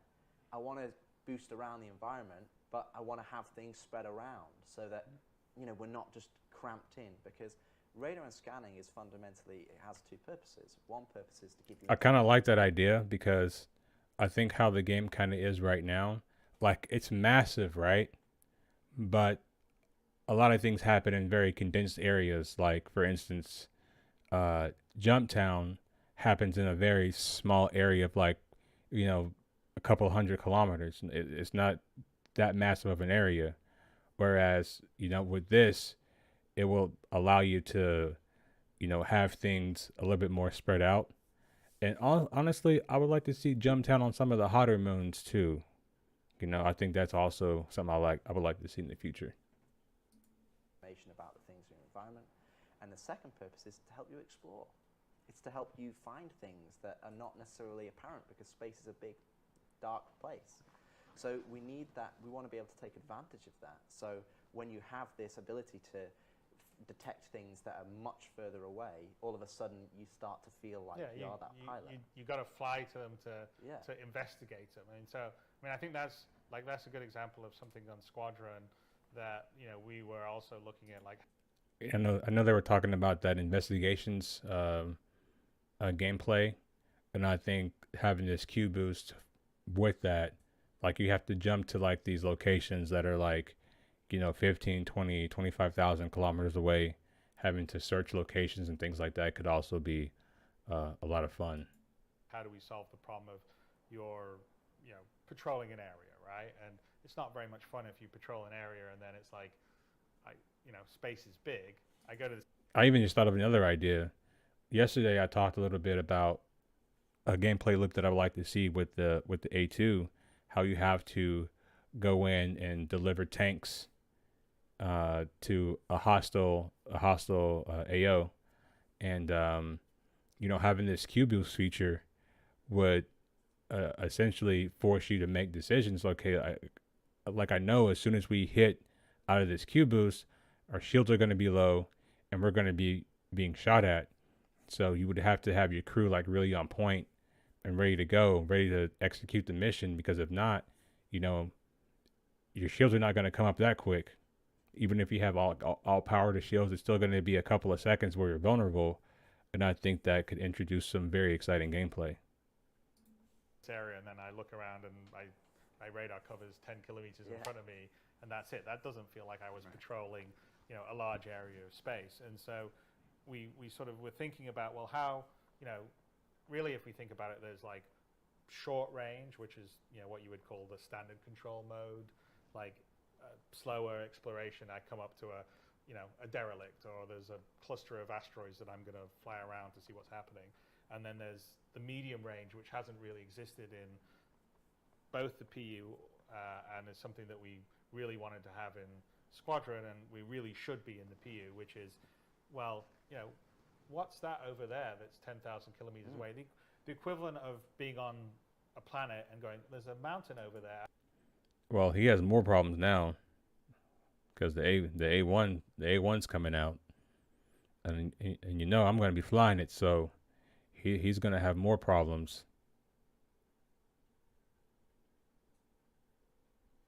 The investigation gameplay is going to get nerfed as soon as it comes out. No one wants to be real investigations in a video game. True. I think people will play them for that one time. I think like with investigations, it shouldn't be like a regular gameplay loop. It should be something that comes up like every now and then. You know what I mean? Because like running the same kind of story over and over would get kind of boring. So you would have them like on the like almost like events, and then they can make a new investigation per event. But having them as like a regular gameplay loop, that can get really redundant really quick because you're already going to know what to do. I can see it. I don't know what's on it, but I'm going to drive over there or walk over to that mountain. Or you can even have the investigations as a part of like you have like your main event, but then like the investigations could be like a side quest, so people can so the people that playing the mission could get like key information about whatever to help them progress in that mission faster. You know what I mean? It could be something like that. And so I'm telling you, like they should just hire me for their creative narrative department. I could get these guys right. The idea with sort of the scanning is like the wave goes out and you'll pick up things 10, 20, 30,000 kilometers away. So you definitely won't be able to understand what's there, but you'll say, there's something There's a point there. of interest. There's a point of interest. And so you'll be able to map things, and then we need to get there. But, the quantum travel, spooling up, spooling down, and so this is the whole the idea of quantum boost is your sort of mid-level traversal speed, where it allows you, it's probably about 10th the speed of the full quantum travel, sort of, not using all the quantum juice, if you want to think of it that way. But it allows you to sort of get there pretty quickly and, also appreciate the environment you're going through and, get over there. Oh, I go up to the mountain. Okay, no, I can see what's there. Oh, there's trees here. Oh, that's really cool. And that opens up a whole bunch of gameplay. I mean, definitely helps out in Squadron, but in the PU it's massive, because in the PU, when this rolls into the PU, now you can have exploration gameplay in space. So for instance, you could Which we've never had. Yeah, in like having those same 5 missions, that's the problem, and that's why I said like they could have them with events that way, like Nine Tails Blockade or like Siege of Orison or like Jumptown. Then you have like these investigations that go along with these missions, and then in between events they can make new investigations to like keep the events kind of fresh.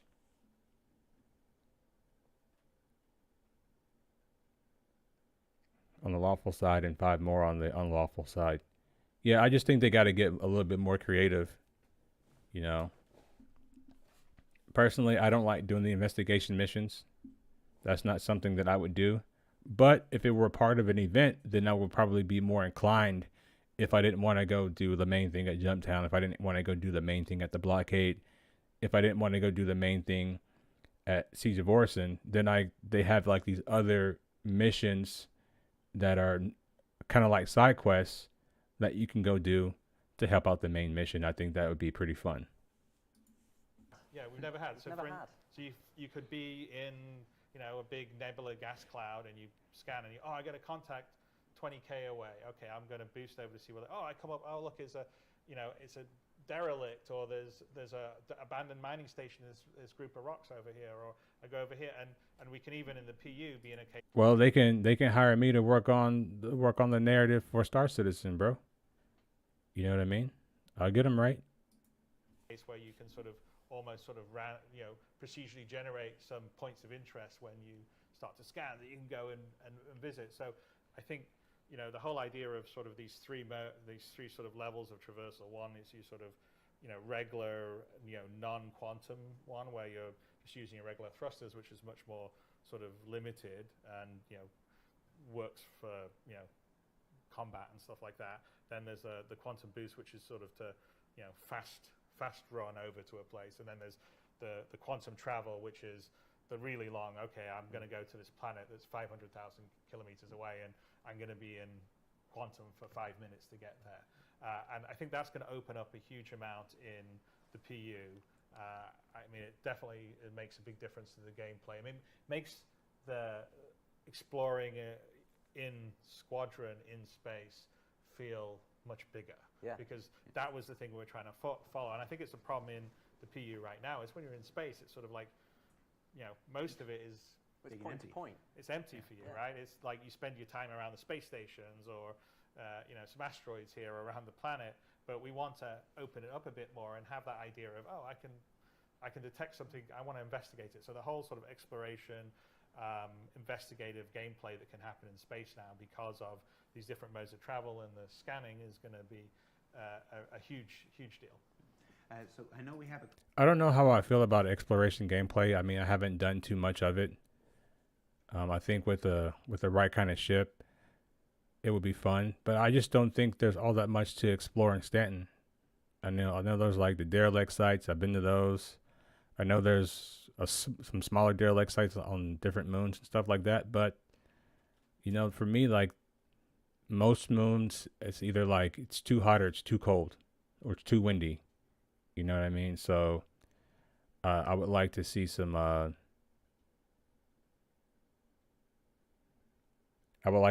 some real things to like explore, Like I would even like to see like them put like ancient ruins like in some of these places, you know what I mean? Like as a part of like the lore. You have like these massive monolithic structures of other fallen societies from like 200,000-300,000 years like in the past or whatever, or like you go to like a place and it's it was ravaged by war, and you have like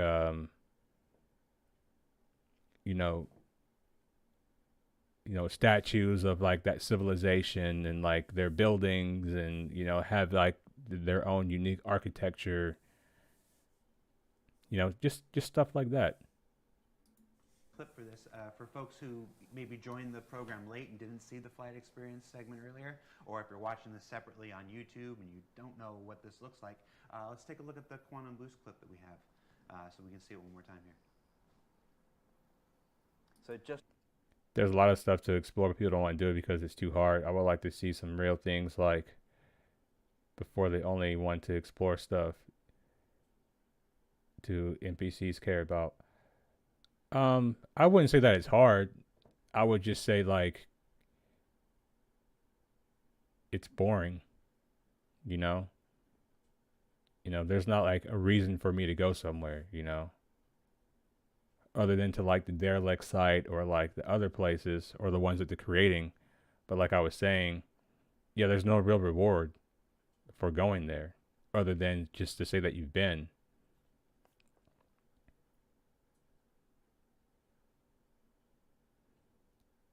You say that's what you want to explore and look for. How many game sessions would you devote for looking for that? Like if there was actual like ancient ruins and destroyed civilization cities and things like that, I would go look for that stuff. 100%. 100% I would go look for that stuff.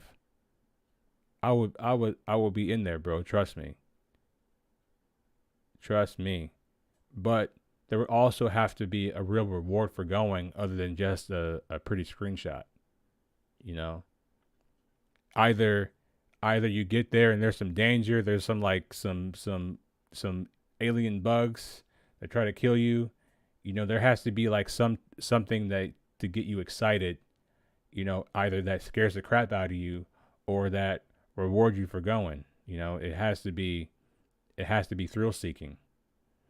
And I don't find the exploration right now all that thrill seeking.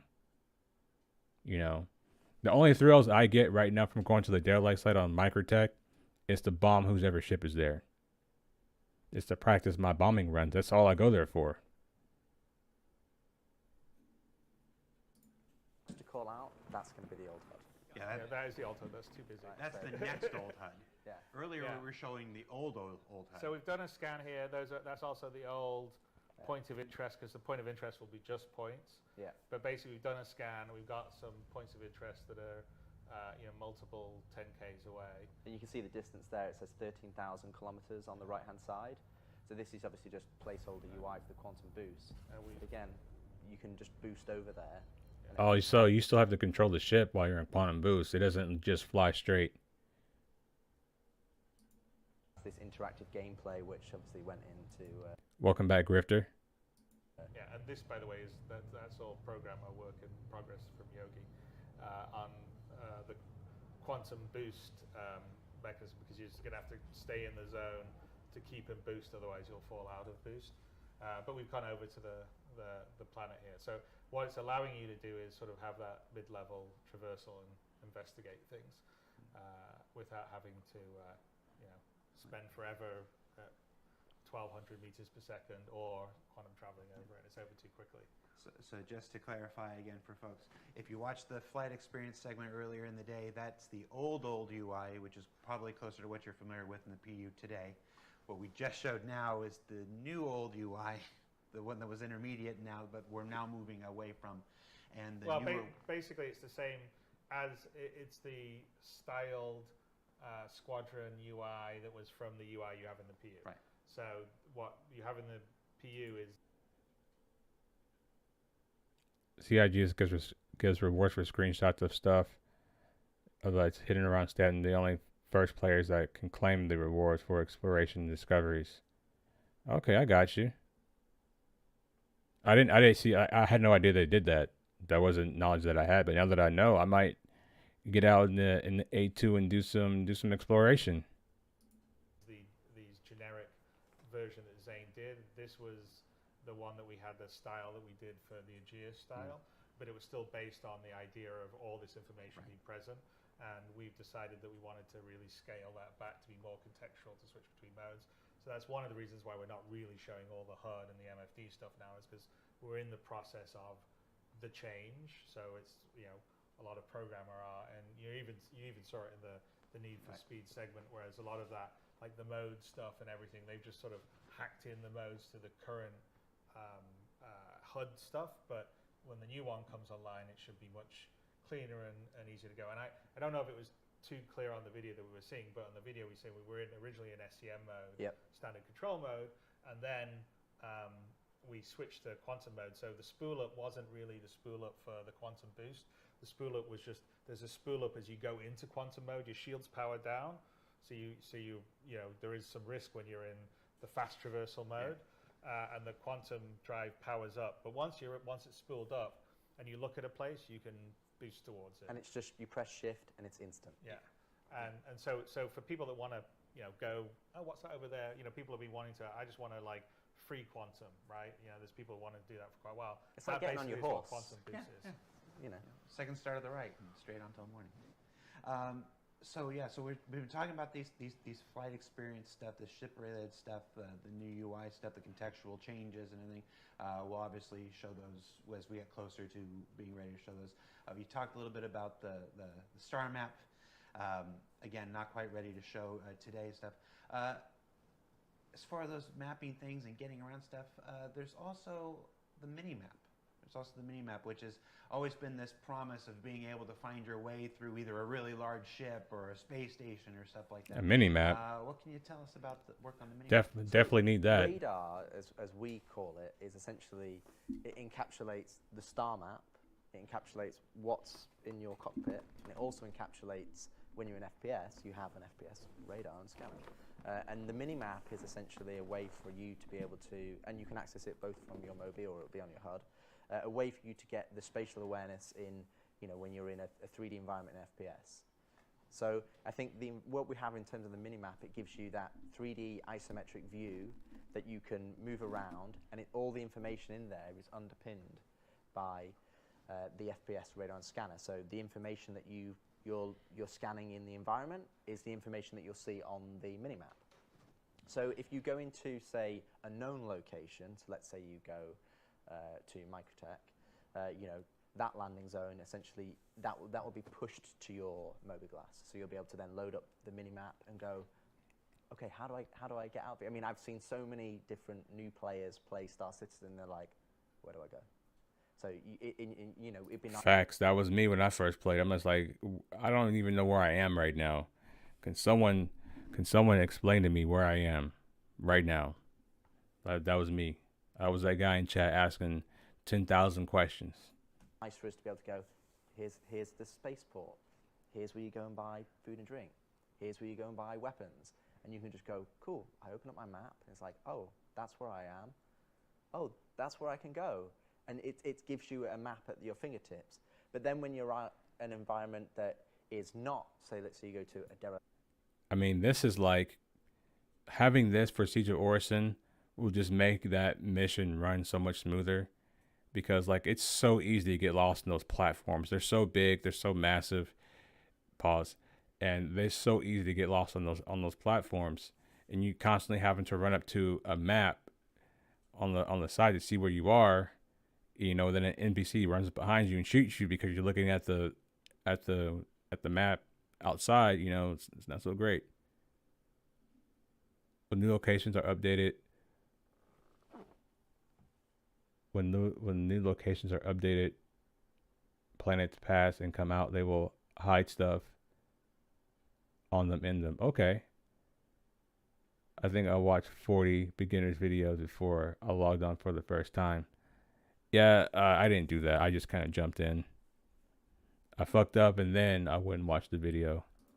Outpost, you'll be mapping that environment as you go, or you may be able to find a terminal that has the map on there that you can download, and then you have it to you. So it really allows us, again, Star Citizen, one of its strengths is that it's scale, but that's a challenge for us as developers to be able to give it to players and for them to be able to understand and navigate where they need to go. Because the first thing is, how do I play the game? Where do I need to go? What do I need to do? So, how do you play the game is about making the barrier to entry, the controls smooth and intuitive, what you understand, and then it's like, where do I need to go? Okay, well, this allows you, we have a mini-map here, and this allows you to go, oh, cool, there's the spaceport, there's the shuttle, or there's the train, or this is how I get to this area. And we can provide, missions that allow people to then navigate to those places, so that then they understand, okay, this is how I get to a certain place. Because everybody, Yeah, they have been needing like a map, a local map. It's ridiculous.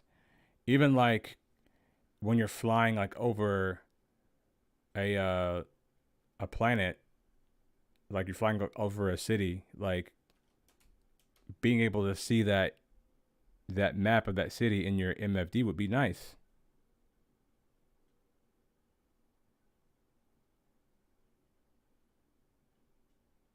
And that actual chat moderation, yeah, their chat window is not good. If somebody says to me tomorrow, come round to my house or go here, just give them a postcode and you put it in GPS. Everybody's put it in Google Maps. Exactly. You need the street level version of it. Yeah. So we've long wanted this. It's very critical for Squadron, but it's also I think important for the PU. And the concept is that some of the maps are sort of readily available. You just walk into a city, and the terminal auto connects to your Mobi or whatever, and you get the map downloaded. And some of them you may have to explore something, and then as you explore it, you map it, just like a sort of more traditional mapping technique. And there'll be some cases like we have some stuff in Squadron which I think would play perfectly well in PU, where like you don't have the map initially, but if you hack in or you can download it into a system, like Asiado is an example of, we've been showing it because we showed it a while back. That's dope. As a location, it's just one of the very. I'm interested in hacking gameplay too, and I wonder, like I said, if like we'll be able to hack people's ships. I think that'd be a lot of fun. It's a minor location in terms of Squadron, but since we showed it, we thought, okay, that's a good. It's just a good backdrop. It's a good backdrop rather than just grey boxes. But that would be an example. Is you don't load the layout of that place, but you would have to go and hook into their system, download the map, and then now you would have it in your mini map. So what we have is we have some footage here, which is showing how the visuals, the mini map, in terms of sort of an isometric render in engine, in the UI. That will essentially become your mini map, but you'll have a more sort of reduced version with you in the middle as you're moving around. But if we run it, you'll see kind of what the tech is. So first, this is in the editor, but it's this looks essentially sick. What it does is it's taking our existing layouts, levels, ships, so we don't have to build this custom, but it's a way of applying certain shaders and marking up certain objects to be displayed, like the floor gets displayed but the walls don't. So we can just take the existing geometry you already have streamed in that you're walking around already, and then this is use dope it to be rendered for our mini map. So this is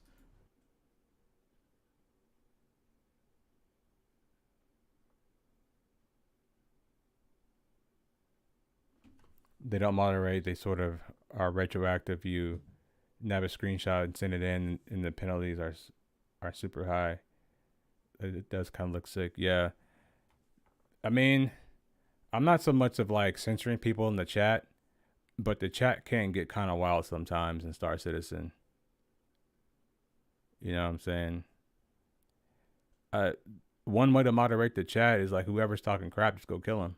Make them rage quit. That's a quick moderation right there.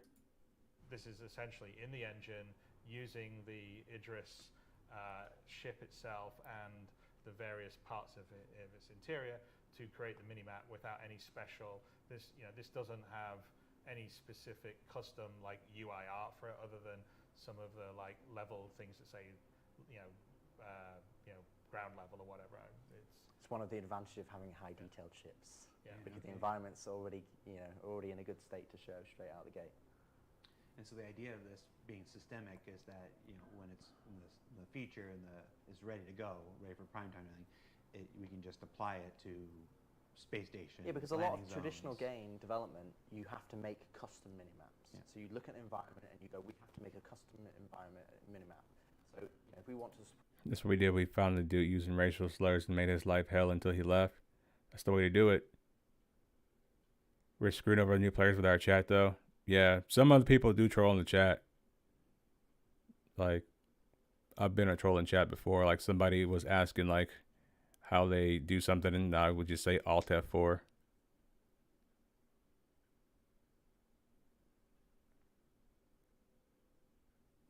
But for the most part, I've seen the chat really try to help out new players. I haven't seen, the chat be outright hateful and mean. I've seen people be pretty chill. There are a couple of trolls, but you know, I'm one of them sometimes. But I don't think it's that big an issue. For lots, tens, hundreds, and thousands of locations. Yeah, especially Like if you fall for an Alt F4 joke, you know what I mean, then you have bigger issues. for the PU. And we would have absolutely, to- for the PU, it's just not viable. So we wanted to come up with a solution that we can use, you know, with minimal effort on the side of content creation, but gives us all of the information that we want. And this mini-map is not just, oh, that's where I am. It can show you objectives, it can show you other people, it can show you information about those things. And again, Having stuff like this would be great for like if you're like with the homies and you guys are like trying to plan a mission. You have like, you know, you have to go steal like a map of like, you know, the Idris. You're gonna do like a boarding action, so you can like find your way around. Like I like what I'm seeing here. I like this a lot. it's all underpinned by the radar and scanner. So when we call it the mini-map, this is just a kind of how you view your radar information in FPS. And your radar and scanner gives you so much more information than just, oh, that's Yeah, it does, right? I was trying to think of like where I've seen something similar to this before, and you're exactly right. the name of the door. It tells you what's the state, does it have power, can I hack it? You know, if it's a person, what's their active status? Are they injured? So if you're coming into here and going, I'm trying to do a medical mission, I've got a marker, I can go, cool, I can get a scan of the local lie of the area and go, right, this person's injured. Oh, his body's injured too. Oh, he's got a tier 1 injury. I'm going to go and help him before he bleeds out because I can see his health. And you'll be able to see that via this information.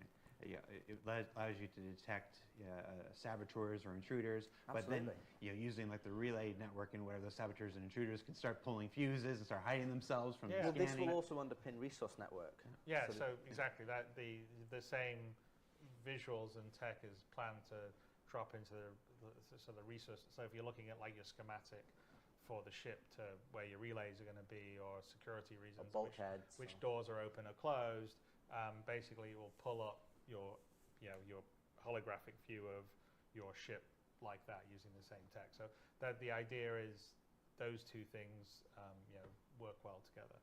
All right, so we've been talking about the That's really FPS cool. stuff, the stuff I like affects that. the player specifically, and we're going to touch a few more of those things before we leave today. We've moved up into space and talked about our flight experience and the scanning and the mini-map and stuff. Now, from ourselves and our ships, let's talk about our enemies, our opponents, the entities we're going to encounter, and talk about some of the AI improvements that have been coming because of work on Squadron. What can you tell us? So the AI systems that we have, we basically threw them away. So we found out we wanted to understand where we wanted to go. That's good. I'm glad they're throwing it away because the AIs they have now are just terrible. Terrible. What we wanted to achieve, and you know, over the years as I've worked in games, and I think probably Chris would attest to as well, is that the best AI are kind of some of the simpler AI that you have a really good solid foundation, then you build on top of it. I stopped listening when they talk AI. Let's give them a benefit of the doubt here. Stealing a map to a ship is not creative enough. We have the internet these days. We need content that we need content that is content creator proof.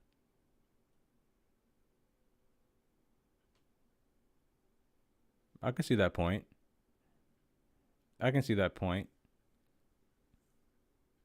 But I don't think like I'm trying to think if you can find Navy ship schematics on the internet, if that exists somewhere, and I'm pretty sure it does.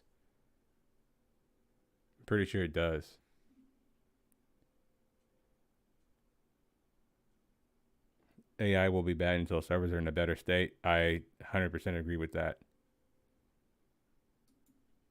And I think our AI over the period of time that has been there, I think it's kind of. I don't know if the interest is going to be modular. I've only started playing this year, so I don't know a lot about the ships that were made prior and like how they're going to function. had lots of different iterations, and it kind of lost its way a little bit. Kythera, and then Yeah, it's kind of lost. So what we've And also so I was in the Navy, right? I was on an Arleigh Burke Flight 2 class destroyer, and if you went to a different destroyer, it would be laid out just a little bit different. So everything is not exactly in the same place. You know, some of the bulkheads are actually not the bulkheads, but the doors, the watertight doors. Some of them on different destroyers are actually smaller. Some of the what we call knee knockers is it's like pretty much what the door sits in the bulkhead to make it watertight. Some of those are higher and lower depending on the ship. So there's little small intricate things, Uri, that could still be slightly different about each ship. But I know like this is a game and they're probably all going to be the same. There's probably not going to be that much intricate detail. But I'm just saying that there potentially could be. we've done, and Well, when we say they've also no one's the AI that's in the PU has never really had tuning time. no, exactly the focus. And you know, it was a basic implementation at the beginning, and then it's been rolled out, and there's so many other things going on that they really haven't had time to focus on it, because you know, you're playing and with the servers running at 6 frames a second, there's a whole bunch of problems that come with this that doesn't help the AI out at all. So this is actually a really good example of where Squadron really helps, because we're saying, okay, don't worry about that. I mean, yeah, I'm sorry that the AI is kind of brain dead a lot of the times in the PU. It's a combination of the, you know, its older logic and behaviors haven't been well developed, but also it's because of poor performance of the servers, and what's going to happen with server meshing is going to make a big difference for that. And there's other things that are happening in the background that will also make it better. But the advantage of taking it onto the Squadron side is that we can really just focus on the AI, the behaviors, iterating on it, adding sort of interest and complexity, and making them feel like real humans fighting you, or in the case of Vandal, real aliens fighting you, and not or creatures. or creatures. Yeah. Well, hey, let's be quiet about that. But not get tied up in some other problems that come with multiplayer, come with online. So we're gonna have other creatures out here too. Okay, I see you. Online servers, and make that work really good as a single player, having fun, feeling challenged, feeling like you know, I'm not just shooting dummies that jump up and I can easily blast. And when that all works, then comes across into the PU, especially when some of the later stuff's going to trigger in the PU, I think it'll be a whole different experience. And I won't argue it's been like a long, hard slog on the AI side. It's partly because we wanted to become really. I don't think the interest is exactly modular. I know players have the civilian version of what the military has. Yeah, I think the civilian version is only going to be different in its weapons. I don't think like the interior of the ship would be any different from the military version. Be quiet about that. Sounds ominous. Yeah, you're about to have some alien bugs come out of the ground, killing people and stuff. Systemic, and we have a massive, especially in the PU, a massive world that can have all these different situations. So it's not, you know, like if you're doing a standard FPS game, a Call of Duty, like the narrative parts of it, you know exactly where everyone's going to be, and you can sort of script actions for the AI to make them seem intelligent, but really they're kind of following scripts. Whereas with us, you know, all the different planets, all the different, can be, you know, locations on the planets, or up in a spaceship, or all these different situations that AI could be in, there's no way you could script it all. So you need to make it systemic. It needs to understand the environment. It needs to have perception of what's happening around. Hold on. Are they talking about making self-learning AI? A Call of Duty, like the narrative parts of it, you know exactly where everyone's going to be. Planets, or up in a spaceship, or all these different situations that AI could be in, there's no way you could script it all. So you need to make it systemic. It needs to understand the environment. It needs to have perception of what's happening around it. and be able to communicate with the other AI it's fighting alongside to seem like they're working as a team. And so that takes time to work. You know, the AI team. If they make self-learning AI in Star Citizen, that's going to be pretty wild. I often said that, and you know, some people may disagree with me on this, but I said that if they were to create an AI fighter pilot, right? I think they should largely base it off of, you know, people like Avenger 1, people who are very good at PvP. Like they would record like what Avenger 1 is doing in every ship and all that stuff, like managing the guns, managing the, you know, the ship systems, you know, the flight movement, the path. Do it like that. That way, in the long term, you know, your player base is being introduced to a high level of combat. And that way, when they go out into the persistent universe, you know, they're not absolutely getting floored by PvPers. They're actually having a chance to fight back. You know, that's kind of my thoughts on it. But, you know, y'all may disagree, but that's kind of like what I think. Team is been working on it for a long time, led by a friend, Francesco Riccucci, who's been doing a great job. And, you know, we absolutely have turned the corner this 100%. Year because you know, both me and Rich actually, we were playing it when some of the blast systems came in, and you know, it was challenging to say the least. Yes. And challenging in a good way, in like the fact that we were like, okay, we want to clear everyone out. Like we were running Asiato as a test level. Okay, let's see if we can just run and gun and take all the slavers out. No. And I mean, Rich is a much better FPS player than me. I think I'm kind of okay, but Rich is much better. But no, we weren't all managed to get it. But I was like, I'm going home. I downloaded the build and home. I'm like, damn it, I'm gonna finish this level. I'm like, I almost managed to do it. I mean, it was, you know, it was like Elden Ring from software. Like I want to do it one more time. And it wasn't just that you were getting like a headshot or anything where it was like, okay, the AI is just supernatural and they can instantly shoot you. It was like they were moving around, they were anticipating where you were doing, they're trying to flank your areas. I wish the AI could learn how to fly like players. The game would be like Dark Souls everywhere. Yeah, that's what I'm saying, because if they could learn to fly like the best players that we have in the game right now, right, they're going to be introduced to high quality combat. They're going to be introduced to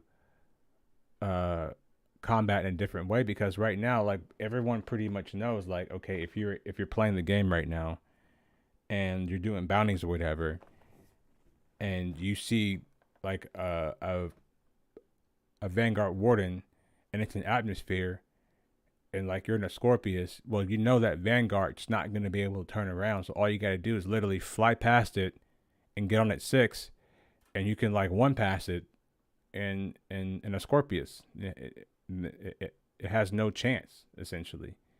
But if they could fly like the best AI in that, the best human player in that situation, like it would allow them to make it tougher for the players and make it more engaging, and make the players actually have to, you know, fly with a gunner, actually have to use a little bit of strategy, have to manage their stuff, because essentially you can just run through and smoke bounties like they're nothing most of the time. And they were behaving intelligently, and those are all behaviors and systems that we've been working on in terms of like realistic perception. Like they can hear a sound around a corner, but if you were 3-4 doors away or whatever, maybe they wouldn't hear you if you dropped something. And you know, see where you were and see you in the peripheral vision, or they'd have different ways of approaching, searching for you or fighting you. You know, whether they're more aggressive and they're pushing up towards you, or they're defensive and they're staying behind cover, or they're trying to flank you. So there's a whole bunch of work that's done, and so on the AI side, I'm actually feeling like it's going to be some pretty great stuff. It's kind of like what Gran Turismo is doing with that Sophie thing, how they're teaching the AI how to drive around a track, and then they had the AI set this ridiculous lap time that no player could beat. You know, build it off of that, not make it that extreme. Of course, you could probably do that for like if you want to have like an in-game competition. You know, in Arena Commander, you can put like, you know, the max AI and see like how they do against the best players. You're talking about a dream for real? Hey man, a man can dream. A man can dream. You know what I'm saying? But I think it would be good though. I think it would make the game better. You know, because you wouldn't have people like the people who complain about PvP in the game, they would essentially be weeded out because they're not going to have the will to try to get better to beat the game. They're just going to give up and quit, you know? And we don't want quitters around here. We need people that can fight back. And so that is going to be stuff that will ultimately be coming to the PU, and it'll be really cool. But I don't know if Rich wants to add a bit to it. Well, I need to ask something because I've spent more than a single day on the internet before. When you say we've thrown everything away. Well, actually, I was about to come back to that. Because that's going to be the title of the Kotaku article. Well, it's interesting because what we talked about is we identified everything that was there. So when I came on, I wanted to understand where we're talking years now. So what is there? How do we want to change it, and how do we want to manipulate it? So we're not throwing away the more technical underpinnings of the AI. Subsumption's still there. No, like subsumption, or like how they navigate and pathfind around the world. It's more about the bits that you go and you tune, and the bits you tweak, and we call them behaviors, like AI behaviors. So what we did is we pulled all the AI back and stripped it back to essentially 3 base behaviors. Essentially, defender, so I want to stay back and cover and defend a location. A strafer, who kind of wants to get, siege you and wants to go behind you, and then pushers that kind of want to put pressure onto you.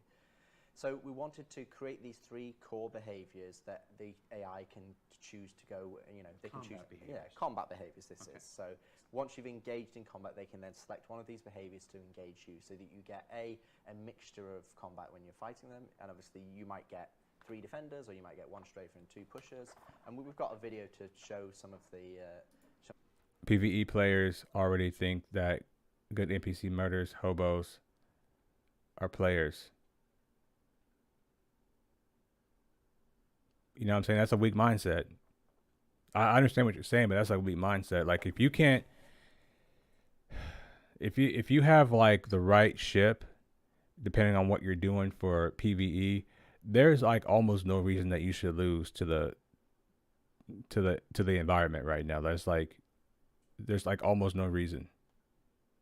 Like you can literally run away from them pretty easily, and they're not hard to kill.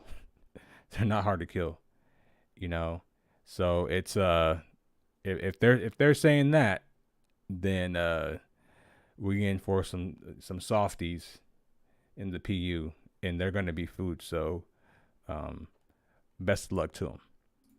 Behaviors. But then what we have is we have a trait system that sits on top of that, and that's where designers can go in and go, okay, I want this defender to be to always defend. He can never re-roll as another behavior, or I want him to be like a turret, so he never moves from cover to cover. Or I want pushers to be, I want always to be a pusher. I want them to, be aggressive. I want them to be reckless. I want them to have friendly fire. So we can go in and essentially we've got 3 base behaviors that just by themselves play well. You can play that and go, okay, to these 3, is that a fun experience? Then you can start adding in all the other things on top. You go, okay, I want this trait and this trait. So you're crafting combat experiences. So in a PU mission, if you've got because the thing that I noticed when I was doing like service beacons is like you get the one beacon where the guy's ship is disabled, and like once he's enabled, then he goes back and he starts fighting. The issue that I have is like when you're doing like the critical threat ones, they're dumb and they'll go right next to the Idris and start shooting at it from like like 200 meters away, and he's in a freaking in a constellation. It's just like you can't sit there in front of an Idris with a constellation and just be shooting at it from 200 meters away. Like you need to get back, and we can't like actively protect you in the mission because you're flying like an idiot. You know, and it's very hard to complete that mission because you know they do dumb shit sometimes, or they'll be flying and they'll just collide into each other, like they have like no awareness. It's very strange. Ship coming in, bringing AI reinforcements, we can say, okay, we can weight the behavior. So you're not getting the same thing every time, but you can go, okay, you get these guys who push, they're quite aggressive because that's their faction, whether it's Ninetales, or these guys are quite defensive, they're more military. And what we have is these traits that multiply the behavior. So now we've got multiple different things. And then you add different weapons in there. So you've got sniper rifles, so the different engagement ranges. And all of a sudden you have this matrix of individual behaviors that is multiplied into the hundreds that allows... You know, on Siege of Orison specifically, I would like to see more enemy snipers. You know, I just think that Siege of Orison right now is kind of like a run and gun mission.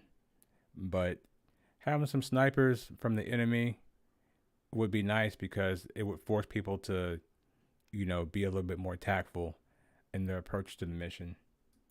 To have a really strong combat experience that is not the same. It's not, Star Citizen games that you're going to be playing for thousands of hours.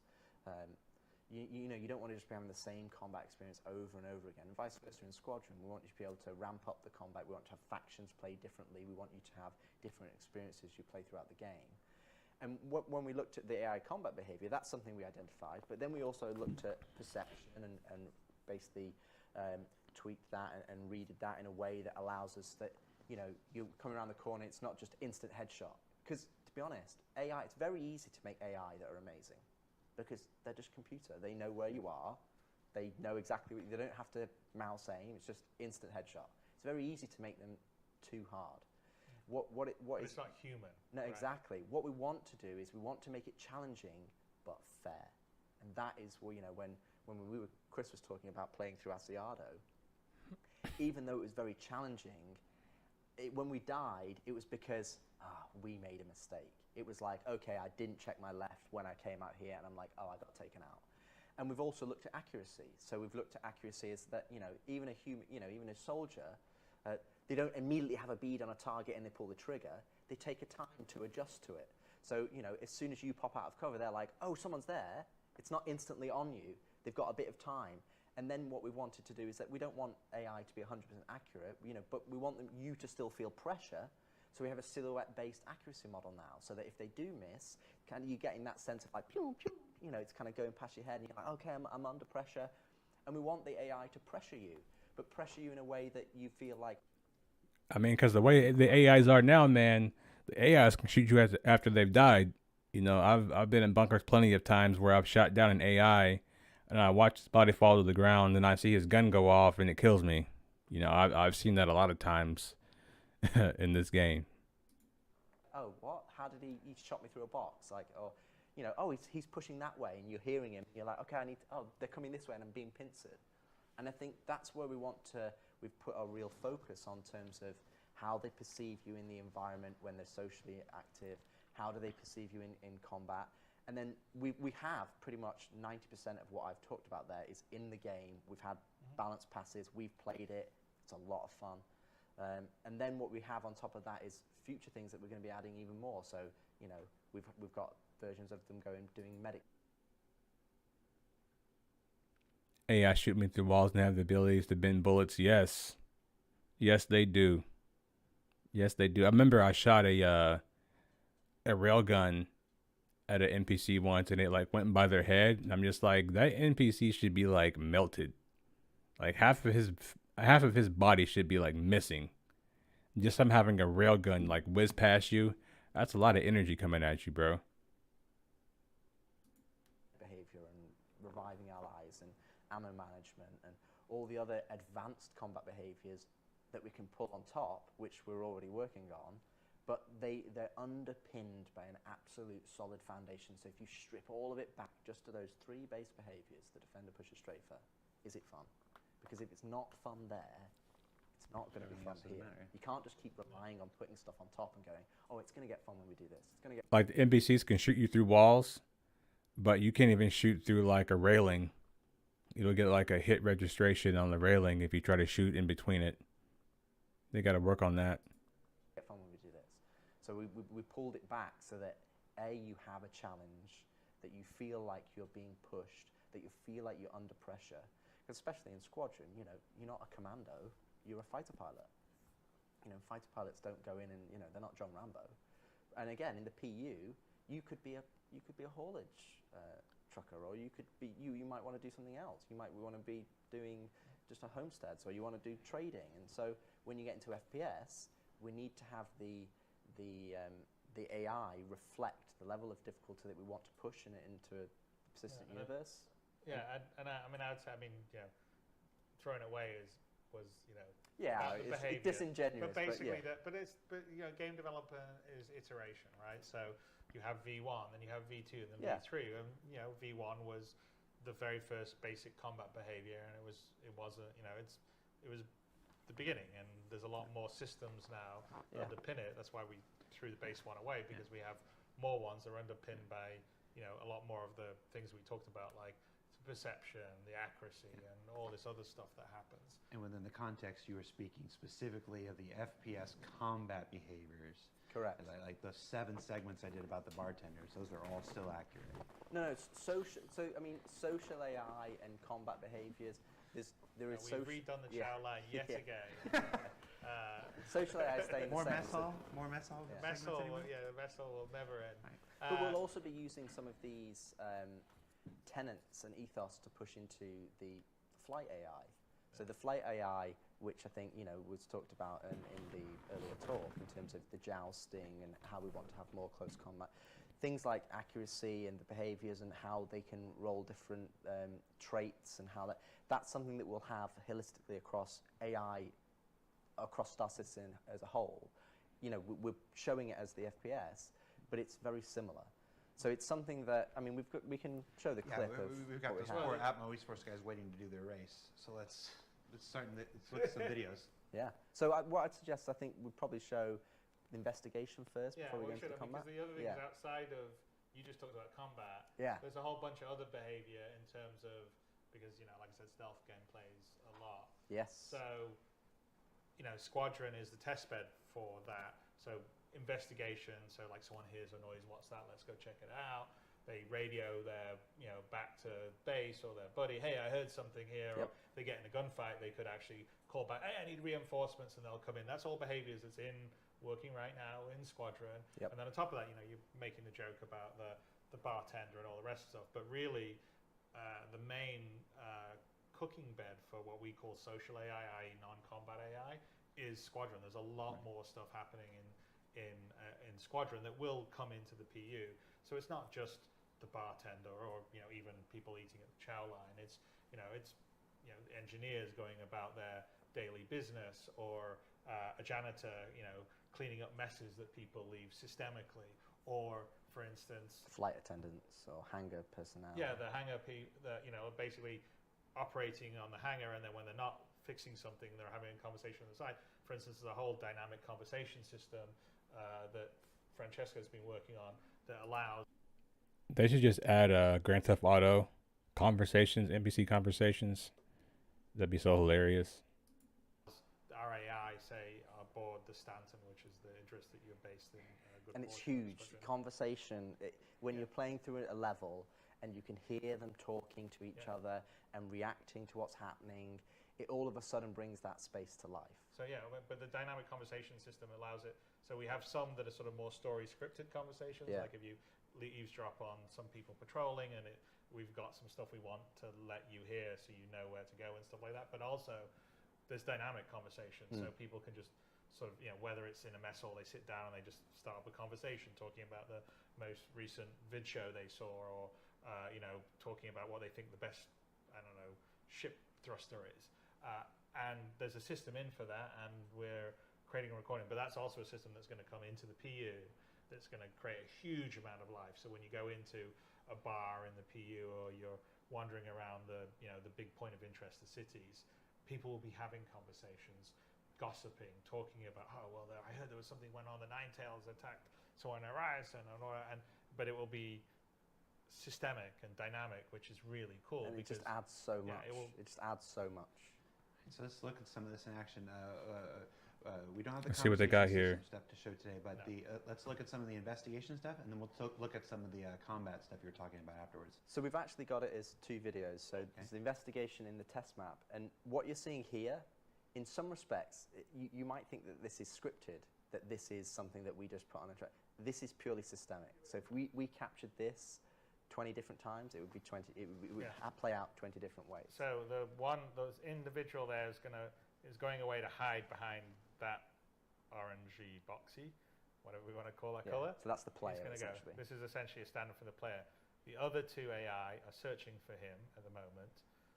The white spheres you see are basically hiding or cover spots.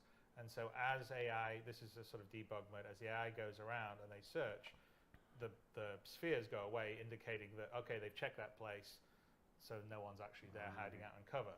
So, and they're both kind of working together. So their logic is they need to clear these rooms first, and then once the rooms are cleared, they can sort of go on. So they share this information. So as they're clearing the cover points, and the cover points are basically all the nooks and crannies in the room, they're clearing the cover points and they're sharing together. So you'd see here that they're going, okay, this guy's coming in and go, okay, there's an open vent. Again, this is systemic. He's just coming to investigate this vent, but he's not cleared this entire room yet, so he's not going to progress. And he's just going to go and check the rest of the room alongside his buddy. And once they've then cleared it, they'll then progress. But again, here would be, you'd hear them talking to each other. I've not found him yet. Where is he? And again, we've got vents in here. He's checking another vent there. Yeah, so we also have other usables. So it might be, there's something you can hide in, or they're going through systemically, checking the usables, checking the cover points. And you can see there's only a few balls left now. The ones at the bottom right, and then the ones at the back that he's clearing. And then one of these enemies will then go, okay, we've checked everything in here. I'm now going to progress to the next space, because that's where, they're not in here. I think they're going to go this way. So you come back, there's only one set of ones left. He's going to check it. He's going to come through here. Cleared those, so now he's coming around here. Yeah, he finds them. Fire away! And what you're seeing here with the bar, which starts off, is something that we added for the perception. So they start off in green, and then it goes to yellow, then amber, then red. So once it goes to red, that's into full combat. But the previous states are kind of levels of, they go up based on levels of different perception. So a green they just might have seen you. That's the equivalent of going, huh? Did I see something? No. And by the way, in the game, you don't see that. That's our no, debug. that's our debug. That's just indicating the level, and the level in the game would be. But we'll have audio and visual exactly. representation for those levels. So the initial green one would just be like a head turn, maybe a verbal cue. Then you're getting into the yellow and amber. That's where they're turning to face the noise and going, I think I'm going to go check it out. And then, maybe they'll walk. That sounds like the threat posture that we have in the military is what they're using here. Interesting. Over there to investigate. Or if there's 2 of them, one of them would go, hey, you go check it out. And then he goes and checks it out. And then we have obviously the red, where it's like there's a definite threat here. And once they've been threatened, like in most games, what happens is if you wait a long enough time, they will then de-escalate to the green. And it's like their minds have been, it's like MIB, they flash through memory, it's gone. In our game, what they do is they go to a threatened state. And in that threatened state, they'll still do their social activities and their functions, but they're more perceptive. So as soon as they see, he's there again, they'll get into it. So it makes a difference that if you've gone loud at the start and then tried to hide, you can't just go, oh no, they'll forget about me. It has memory, and that will be the case in the PU as it is in Squadron. So. Oh, that's good. And so that was on a test map. Yes. But we do have an example of it working. Yep. So I would let's, roll the clip. Let's take a look at the real deal. So here's in Asiado in the decommissioned area. You can see the 2 AI in the distance catch you. And then this is kind of just a representation of it doing the same thing in a real environment. But obviously we wanted to show you the kind of the thing behind the curtain. What are they actually doing? They're checking cover points. they're checking the usables that are there, and then, you know, in a lot of the cases when we actually captured this video, if we actually failed because they pincered the player and they actually found you before we were able to show you, you know, what was happening. So it's really good to see how this transition from social. I would actually like to see them trying to like peek over these windows to see what's inside of here before they even get to here. Like there's no way like they would start from all the way back there and not, I would be looking through here. Like if there was no entrance to this space where they came from, I would be trying to get up close and see what's happening in here and see who's in there. You know what I mean? Into combat so that you can actually play through the game. Better check that out. So here he's checking a usable, which we've set up, where he's just kind of like looking and checking, okay, is there anything there?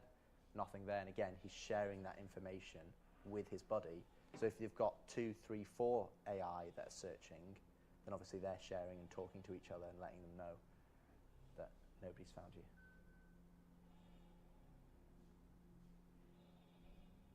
Like you may not be able to see them, but you're going to know they're out there looking for you. And if you stay in the same place for too long, they will find you. Yeah, so you can see the one in the background is actually looking over one of the vents, one of the railings, should I say, and then I think the Ross, who captured all these videos, I think he takes a bit of revenge. And again, not scripted. It's systemic. They understand all the hiding places. This is their station. They understand the hiding places. They understand where to look, and they just go through. Yeah, so you can drop these enemies in any environment, and they will play out like this. But obviously, the choices that they make at runtime will be different. This is where, you know, we have to make sure that the AI that we're working on, even though we're working on it in Squadron, it has to work for the entirety of Star Citizen in all the different environments, in all the different scenarios that you're put in. So it's a major improvement. So that's hiding from the AI, but let's look at some of the combat tactics now. So let's do combat tactics 1. So again, what you're seeing here is in a test map. We wanted to just kind of show you a bird's eye view. So we've just turned God mode on so you can see it. And you can see the labels here. So we've got the defenders that kind of push to cover points. Then we've got the pusher who's kind of pushing towards you. And then we've got the strafer who is kind of like taking more of a wider angle. Now, there are some similarities between all the behaviors, but it depends on what happens. So whether they go to cover, you know, a pusher, for example, can still go from cover to cover. A defender can still go to cover. So it's not like you've got these binary choices. It's about weighting the different choices throughout the behavior so that the AI provides something different, but also applies pressure to you as a player so that you're having to react to the AI. You know, right now, our current AI, you basically get the jump on them and you can just take them all out. But in reality, what we want is we want you to react to the AI because they're pushing you and challenging you. And we want that challenge to be fair so that you feel like you've made the mistake when you eventually, or if you do, get taken out. I want to get some of that God. Yeah, that seems pretty interesting right there. I would like to see more of that, and that's gonna make these cave missions a lot harder, especially in 0G and places with low gravity. It's gonna be very interesting. And then we have one more video showing the tactics situation. Let's take a look at that. So this is just a short version but again, it's the same AI that have been dropped in, and they roll the dice for, they don't always become defenders or always become pushers or strafers. It can be random every time, so the combat experience is different. So you might all be pushers and they might all be defenders, but the way it works is if one of them rolls a defender, then the weight for them to roll another defender is lower. So essentially here you can see here that he's getting tagged a lot just because we want to show you the behaviors themselves rather than get taken out. So he's being a bit more aggressive than you probably would be able to.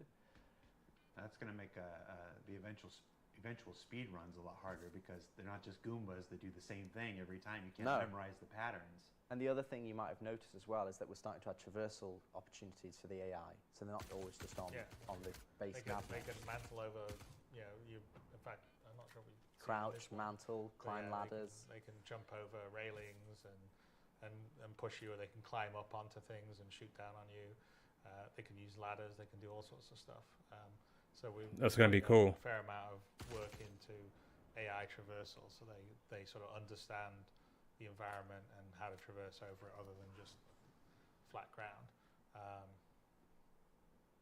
And of course, on some of that, I think you saw some of it. He didn't get hit right away. Some of the early shots missed, and then they hit him. That's kind of what Rich was talking about earlier. Because like Rich says, it's very. I kind of like that because one of the things that we do in the military is like we use these sim rounds, and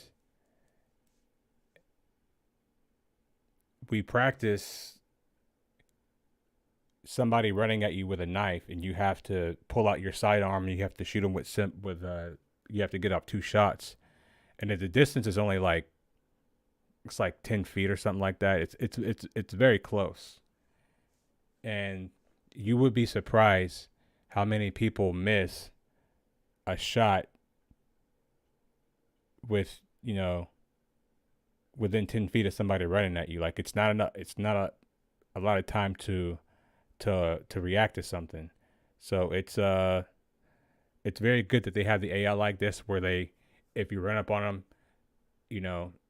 they automatically hit every shot. In the PU right now, it's just kind of like hit or miss. Either they're gonna miss or they're gonna kill you. That's pretty much what it is. So it's good that they have it like this. It's very good. Very easy to make AI aim perfectly all the time, because they know exactly where you are. Yeah. They've got all the numbers, but that's not any fun. So the fun is making them feel real, like you're playing against another real player or a human.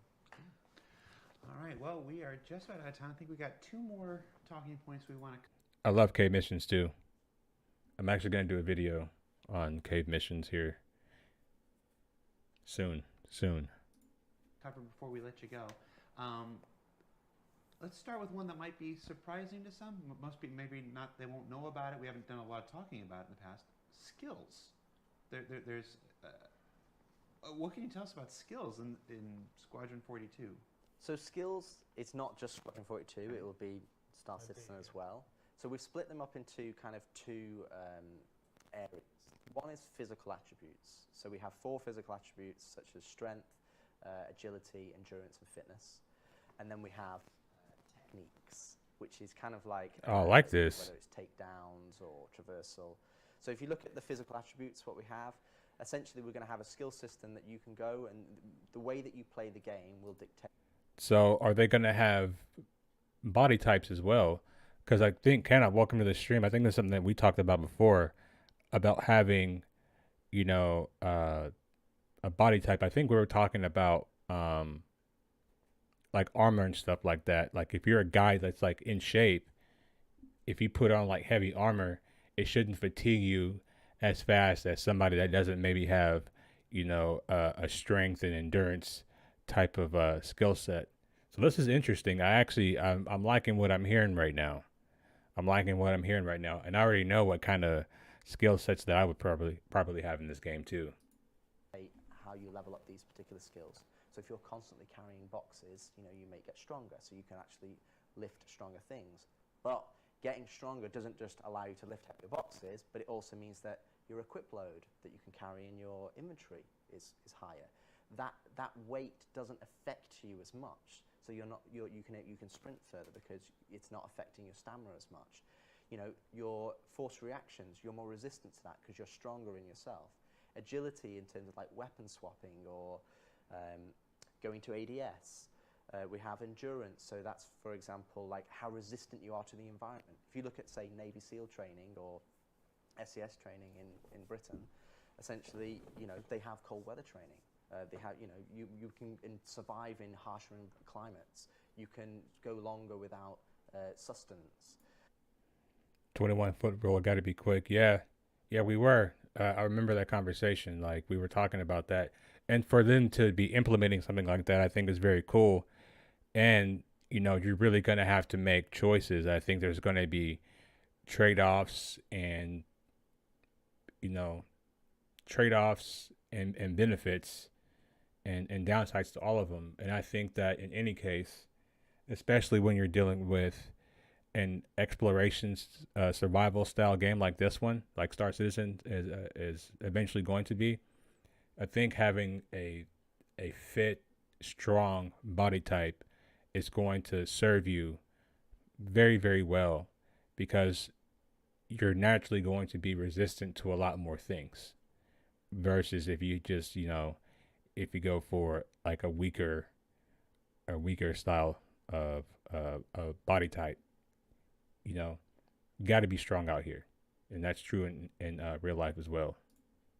And then that's what essentially endurance gives you, and also, for example, like geforce and readout, so that pilots train for that, so they can actually modulate their breathing, so they're actually able to sustain higher Gs than a normal person would be. And then you have fitness. So fitness, for example, you can have a higher stamina. So when we have swimming, you can swim longer, you can hold your breath longer, you can sprint longer.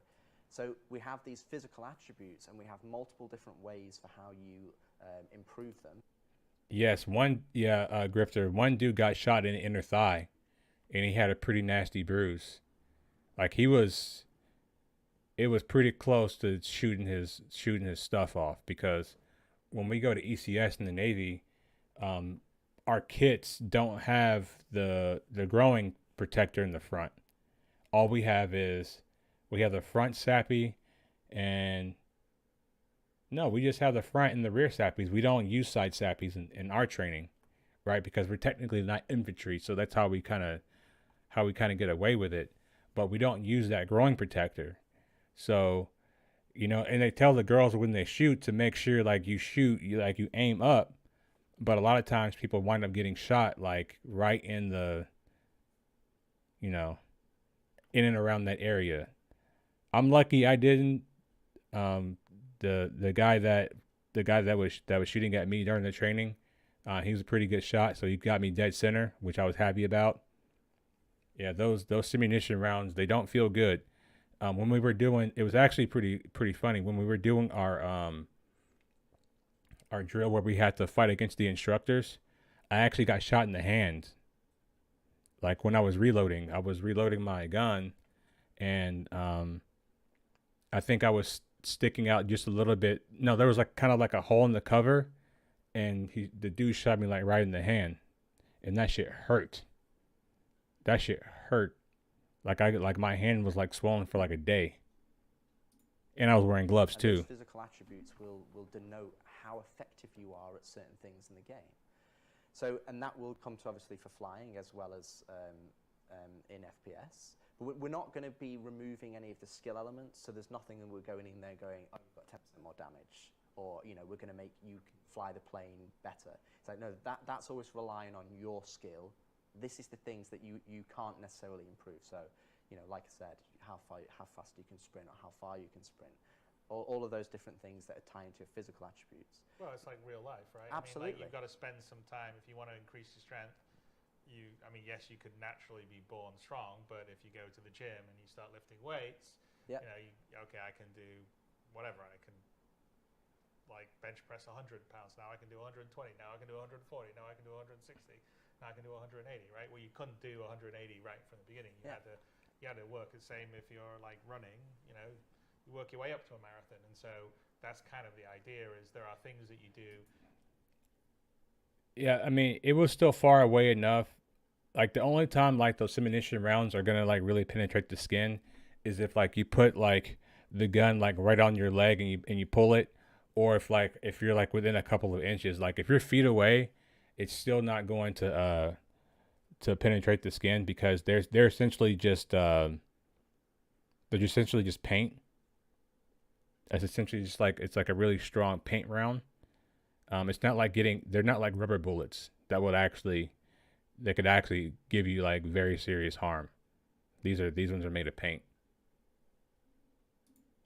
During the gameplay, that your gameplay can add to it, but if you want to take some time and go to the gym and do some squats, you can get some strength up. And again, that's part of like making that the living world. So if you want to invest in, I'm gonna be working out in the real world. I'm gonna be working out in Star Citizen.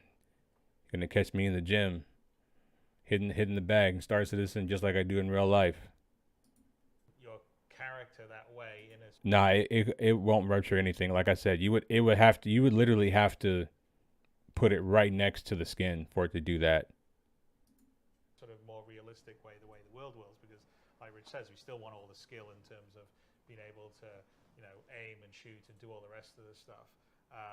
Then you can do that if that's something that makes sense for what your character's going to be. I mean, in, you know, Squadron's one thing, but in the PU, you know, yeah, I'm a cargo hauler. I probably don't really need to be all buff and everything because I'm sitting there in the cab of my Caterpillar hauling a bunch. I got hit in the hip and the back of the knee. I went down. I go down too. Of cargo. But if I want to be a bounty hunter, maybe I want to invest some time. So if I'm in a foot race trying to take someone down, I can outrun them, you know? Yeah, because if you're wearing the same, if you're wearing heavy armor and they're wearing heavy armor, and you've put effort into, you know, skilling up your character because you're saying, you know, that's the dedicated area of focus that you want. You know, you can run further than them. You can carry things, you know, that are heavier than they can. You can equip things onto you, and it doesn't affect you as much. So all of those different physical attributes, it allows you to progress your character in those ways. And then we have the technique side of things. So we're going to have multiple different techniques for lots of different skills across the STAR system. But a good one to how to explain it is it's almost like the 10,000 hours. You know, if you do 10,000 hours kind of thing, you're better at something. So takedowns is a good example. So the first time you do a takedown, you know, that's going to be quite sloppy. It's going to take quite a long time. You know, you might struggle and, okay, eventually you take them down and it's like, oh, okay, the guy over there heard me. It's not very good. And after a certain amount of time that you practice at them. Yeah, they're going to have a judo school in Star Citizen is what they're saying. You're going to go to the gym and be like, hey, I want to take a judo class.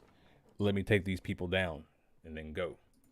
Takedowns you do, the better you'll get better. So then they'll change different animations. So now you'll unlock a different animation where it's smoother. Steve Bender is very looking forward to doing all the versions of Takedown from sloppy to super killer pro. Yeah, and at the end ones, it'd be like, you know, straight in, straight out. Sloppy. You lower him down onto the floor. It takes, you know, it's much faster. But you've put in the effort to level that skill to a level that you want to achieve. And I think that's what skills is about. It's about giving players goals that they want to do. We'll have the same for like, you know, melee, like fist fighting. I wouldn't mind making Orison like my home base, like my home planet. Like once they thin the atmosphere a little bit, it doesn't take 19 years to exit. If it wasn't for that, like I would choose Orison because that's where all the good missions are. You know? Like, I'm just being honest. And then I think like it would be nice if like you start making money, you can start living like, you know, renting a place like on some of the more expensive platforms and stuff like that. It's pretty cool, man. Knife fighting. Longer term, we want to sort of, this is more PU, not Squadron, but introduce, say, more moves you could do in fights, say martial arts or whatever. You have to go somewhere. Or traversal as well. And learn them from someone and then do it a bit more and then you would get better. So these are all things you could gain.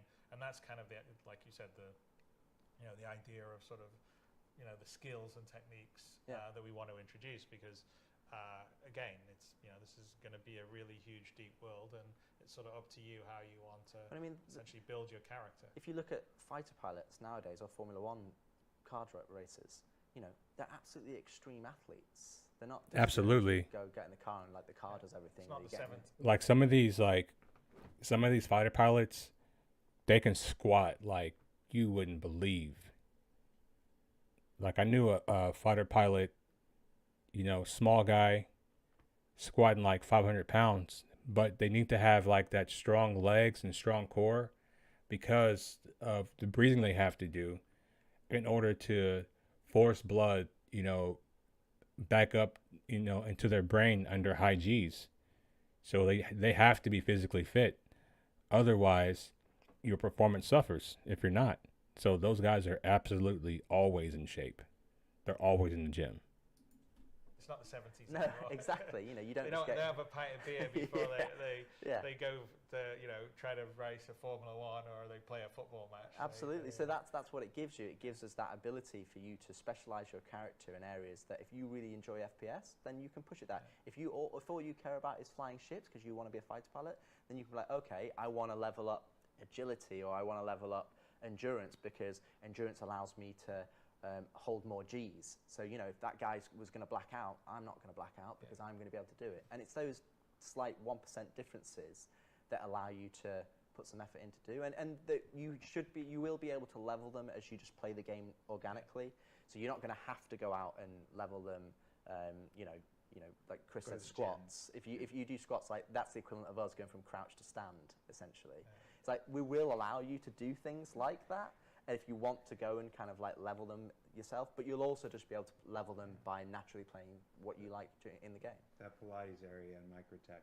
Yeah. Well, we went all the UFO, and then the other thing. Bro, you're gonna see people in front of ASOP terminals, fucking crouching and standing in front of the ASOP terminals to get their squat strength up while they're waiting for their ships.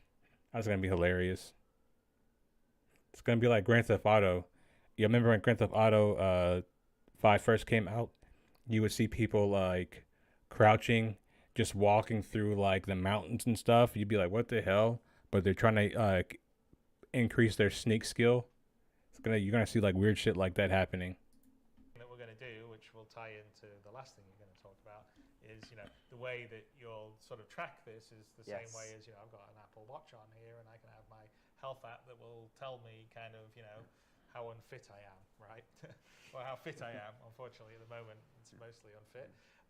But you know, that will be essentially one of the apps in Emobi Glass, and then one of the last, you know, things that we were going to talk about as far as some of the stuff we're doing in Squadron is, you know, there's a complete redo of the Mobi Glass, and the first iteration is in Squadron. There's a sort of cut down set of apps in Squadron because it's the military Mobi Glass, and you know don't need all the cargo trading and all that kind of stuff that you would want in the PU. But it's a framework that we're building almost like a, you know, our own operating Mobi OS system, yeah. And it's all in building blocks, so all Flash stuff's gone away.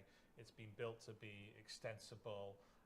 There's been some tech and thought into how it looks and rendered, which is much nicer and transitions much better between the modes. And you know, in Squadron, it's where you'll sort of be able to see, oh, you know, this is who I am, this is how I'm doing in terms of like my health and stats, but also like, okay, here's my personal log of what's been going on in my life, which is basically sort of how I've been playing the game. You know, here's my mission assignments. You know, here's the ship chat channel. And the ship WhatsApp. Yeah, the ship WhatsApp basically, and you know, obviously your nav map, star map, and all that will be in and there. Galactopedia. The Galactopedia, so you can look up, and then in the PU, it's going to just get expanded and maybe potentially have a slight UI difference to be not the military version, but be the civilian version. But it will all go in the same framework using the same base work. So one of the things that we've been really trying, you know, not just on the Mobi, but on the hub. Archery Burger, this is from the Citizen Con. I didn't watch it live because I was living life. So yesterday I looked at a lot of the in-game stuff, and today I wanted to take a specific look at Chris's keynote when he's talking about a lot of the things that are going on in the game. So this is I'm actually watching this on Board Gamer's channel. He has the entire thing. So if you want to go back and watch it, you can watch it there on his channel. And the MFDs is they're all using a common building block framework, and we're trying to share the same base code stuff so it's easier to support and maintain. Because one of the problems right now in the PU is because there's a hodgepodge of the old system, which is the old sort of Flash scale form system, and the new building blocks, it's really hard to extend stuff. Yeah, you're gonna see people on the planets with the heaviest gravity practicing takedowns and doing crouch to stands Right now, and so one of the big obstacles to doing features is actually the UI. so squadrons, one of the ways that we're really going to sort of just, clean the house and make it easier. So then in the PU, extending things will be easier and simpler. Yeah, I don't know if you want to say anything more on the Moby Glass. I'd roll the clip that we have, and we can. Let's roll the Moby Glass. Let's take a look. Let's take a look, see what it looks like. So the first page that you'll see that's coming up right now, kind of like the overview. So it's the overview of your player. It's the overview of your. I like this. I like this. This is tight. They don't have the internet though. Where's the internet at? We don't have space to internet out here. Your ship, and then it's like your primary objective. So and all of these widgets that we call them are kind of shortcuts to the kind of the main focus areas. See alerts as you go to the other page. So you can see here we've got your messages. So this is kind of like the email client, and then on the right we've got kind of like the ship chat that's coming in with general ship chat from the AI, which again is kind of just making it believe that you're in this believable environment or a real life environment rather than just. Not to be a dick, but did Morrow forget to include showers on his tour with the new rookie? They're kind of ripe.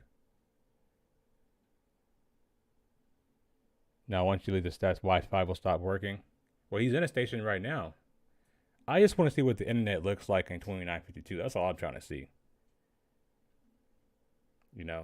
I think this little thing right here, the left's not gonna like this little comment right here. They're gonna be like, Star Citizen is patriarchy, masculinity, toxic, bad. They're gonna see all that stuff. They're just gonna spaz out with it. I can already see it now. You alone. So responsive compared to the old one.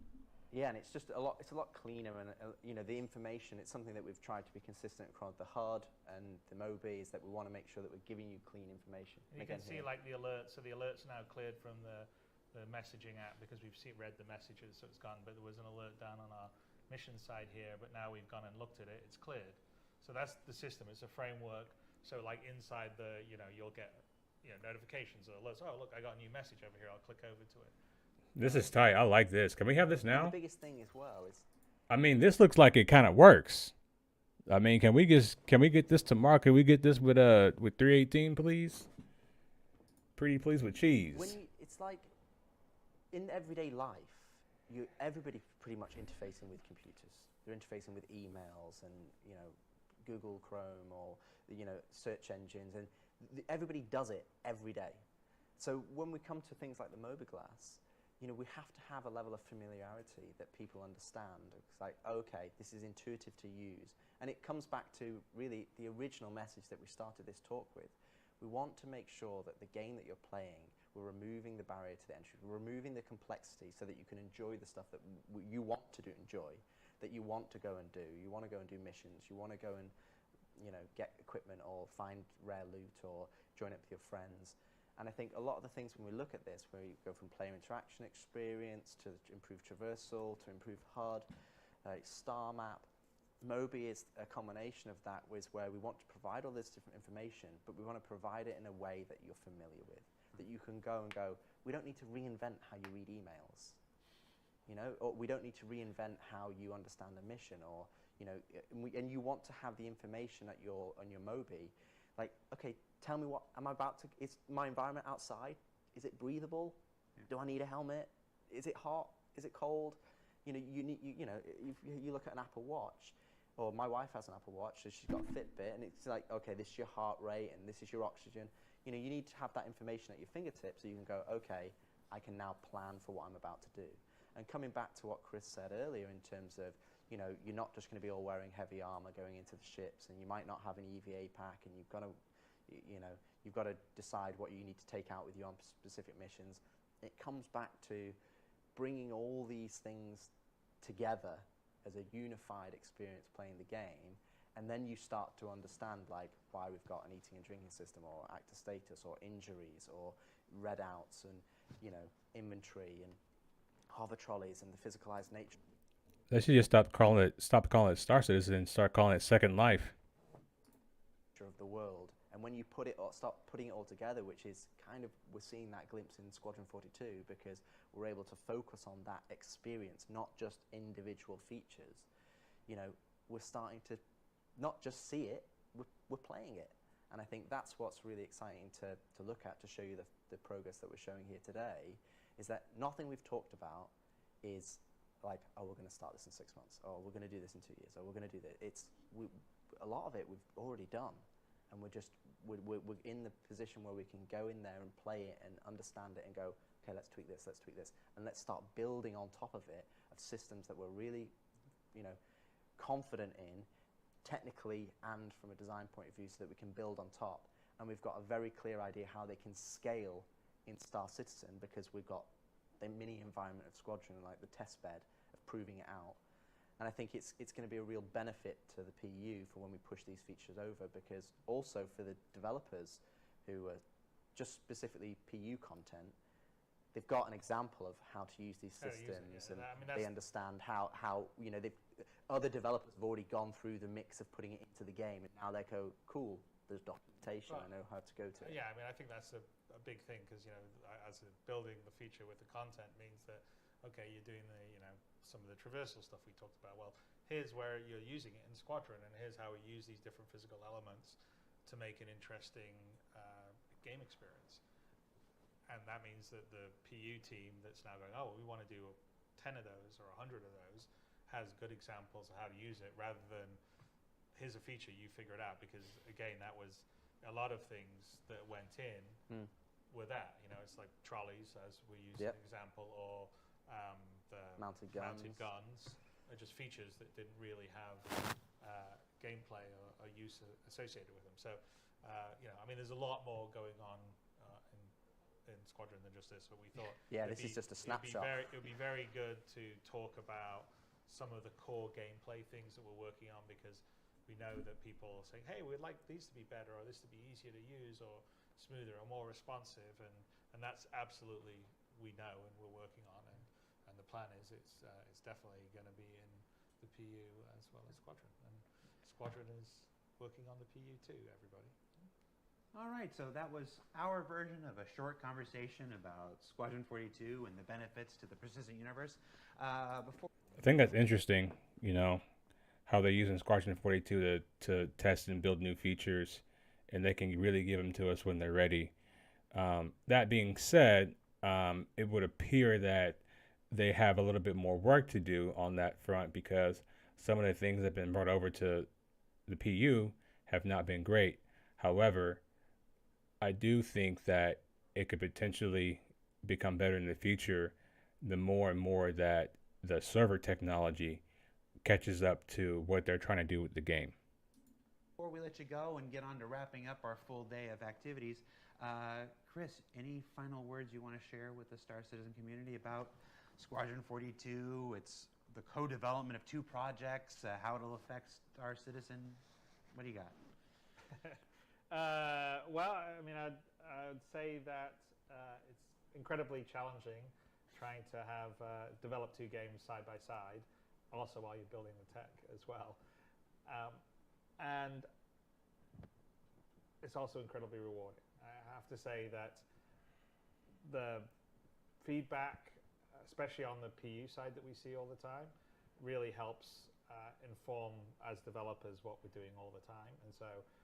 And it informs what we do on the Squadron 42 side too, in terms of some of the base mechanics, some of the areas that we go, okay, well, you know, we want to work on this thing and improve it. It's all the stuff we've really talked about this time. But, you know, for me, it's an incredible privilege to be building something of the level of ambition that we're doing on both Squadron but also Star Citizen. Because, you know, ultimately, I think that Star Citizen itself, in terms of an experience, in terms of how you can seamlessly go from sitting inside your ship, looking at your interior here, look at this constellation Phoenix, and walking outside onto a planet and looking at the foliage and the trees and seeing a mountain in the distance and walking over and being able to actually go there rather than it just be a background that you can never reach.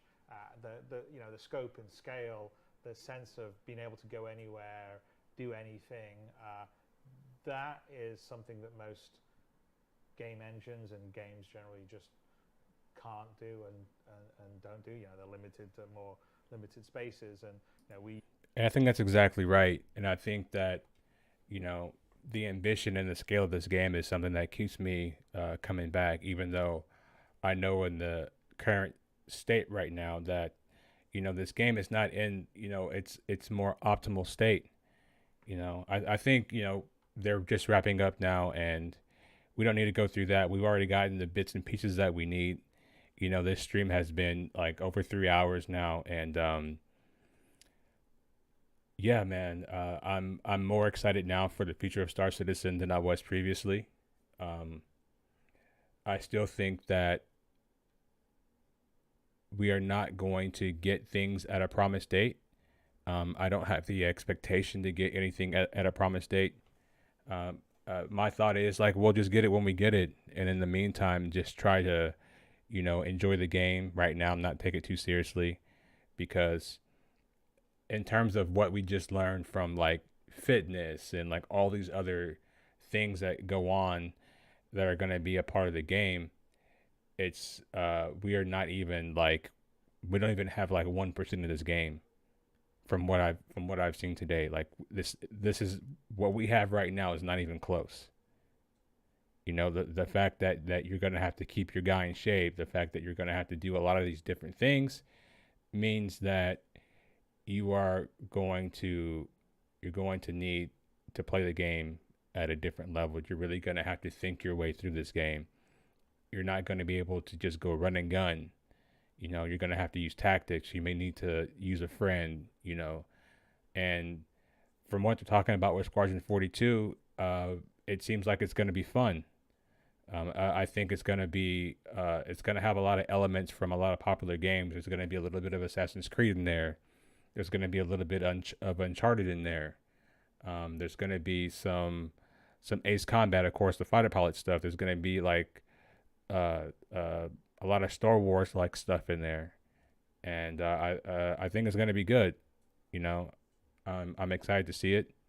Hopefully we get it in the next couple of years, but if not, I'll be here waiting for that. So that's gonna do it for today's stream, guys. I'll be back tomorrow, and we'll get back to it. I want to thank each and every one of you for watching the stream right now, and if you watch this whole thing back, I appreciate that too. And as always, guys, I will see you in the next stream. Have a good day.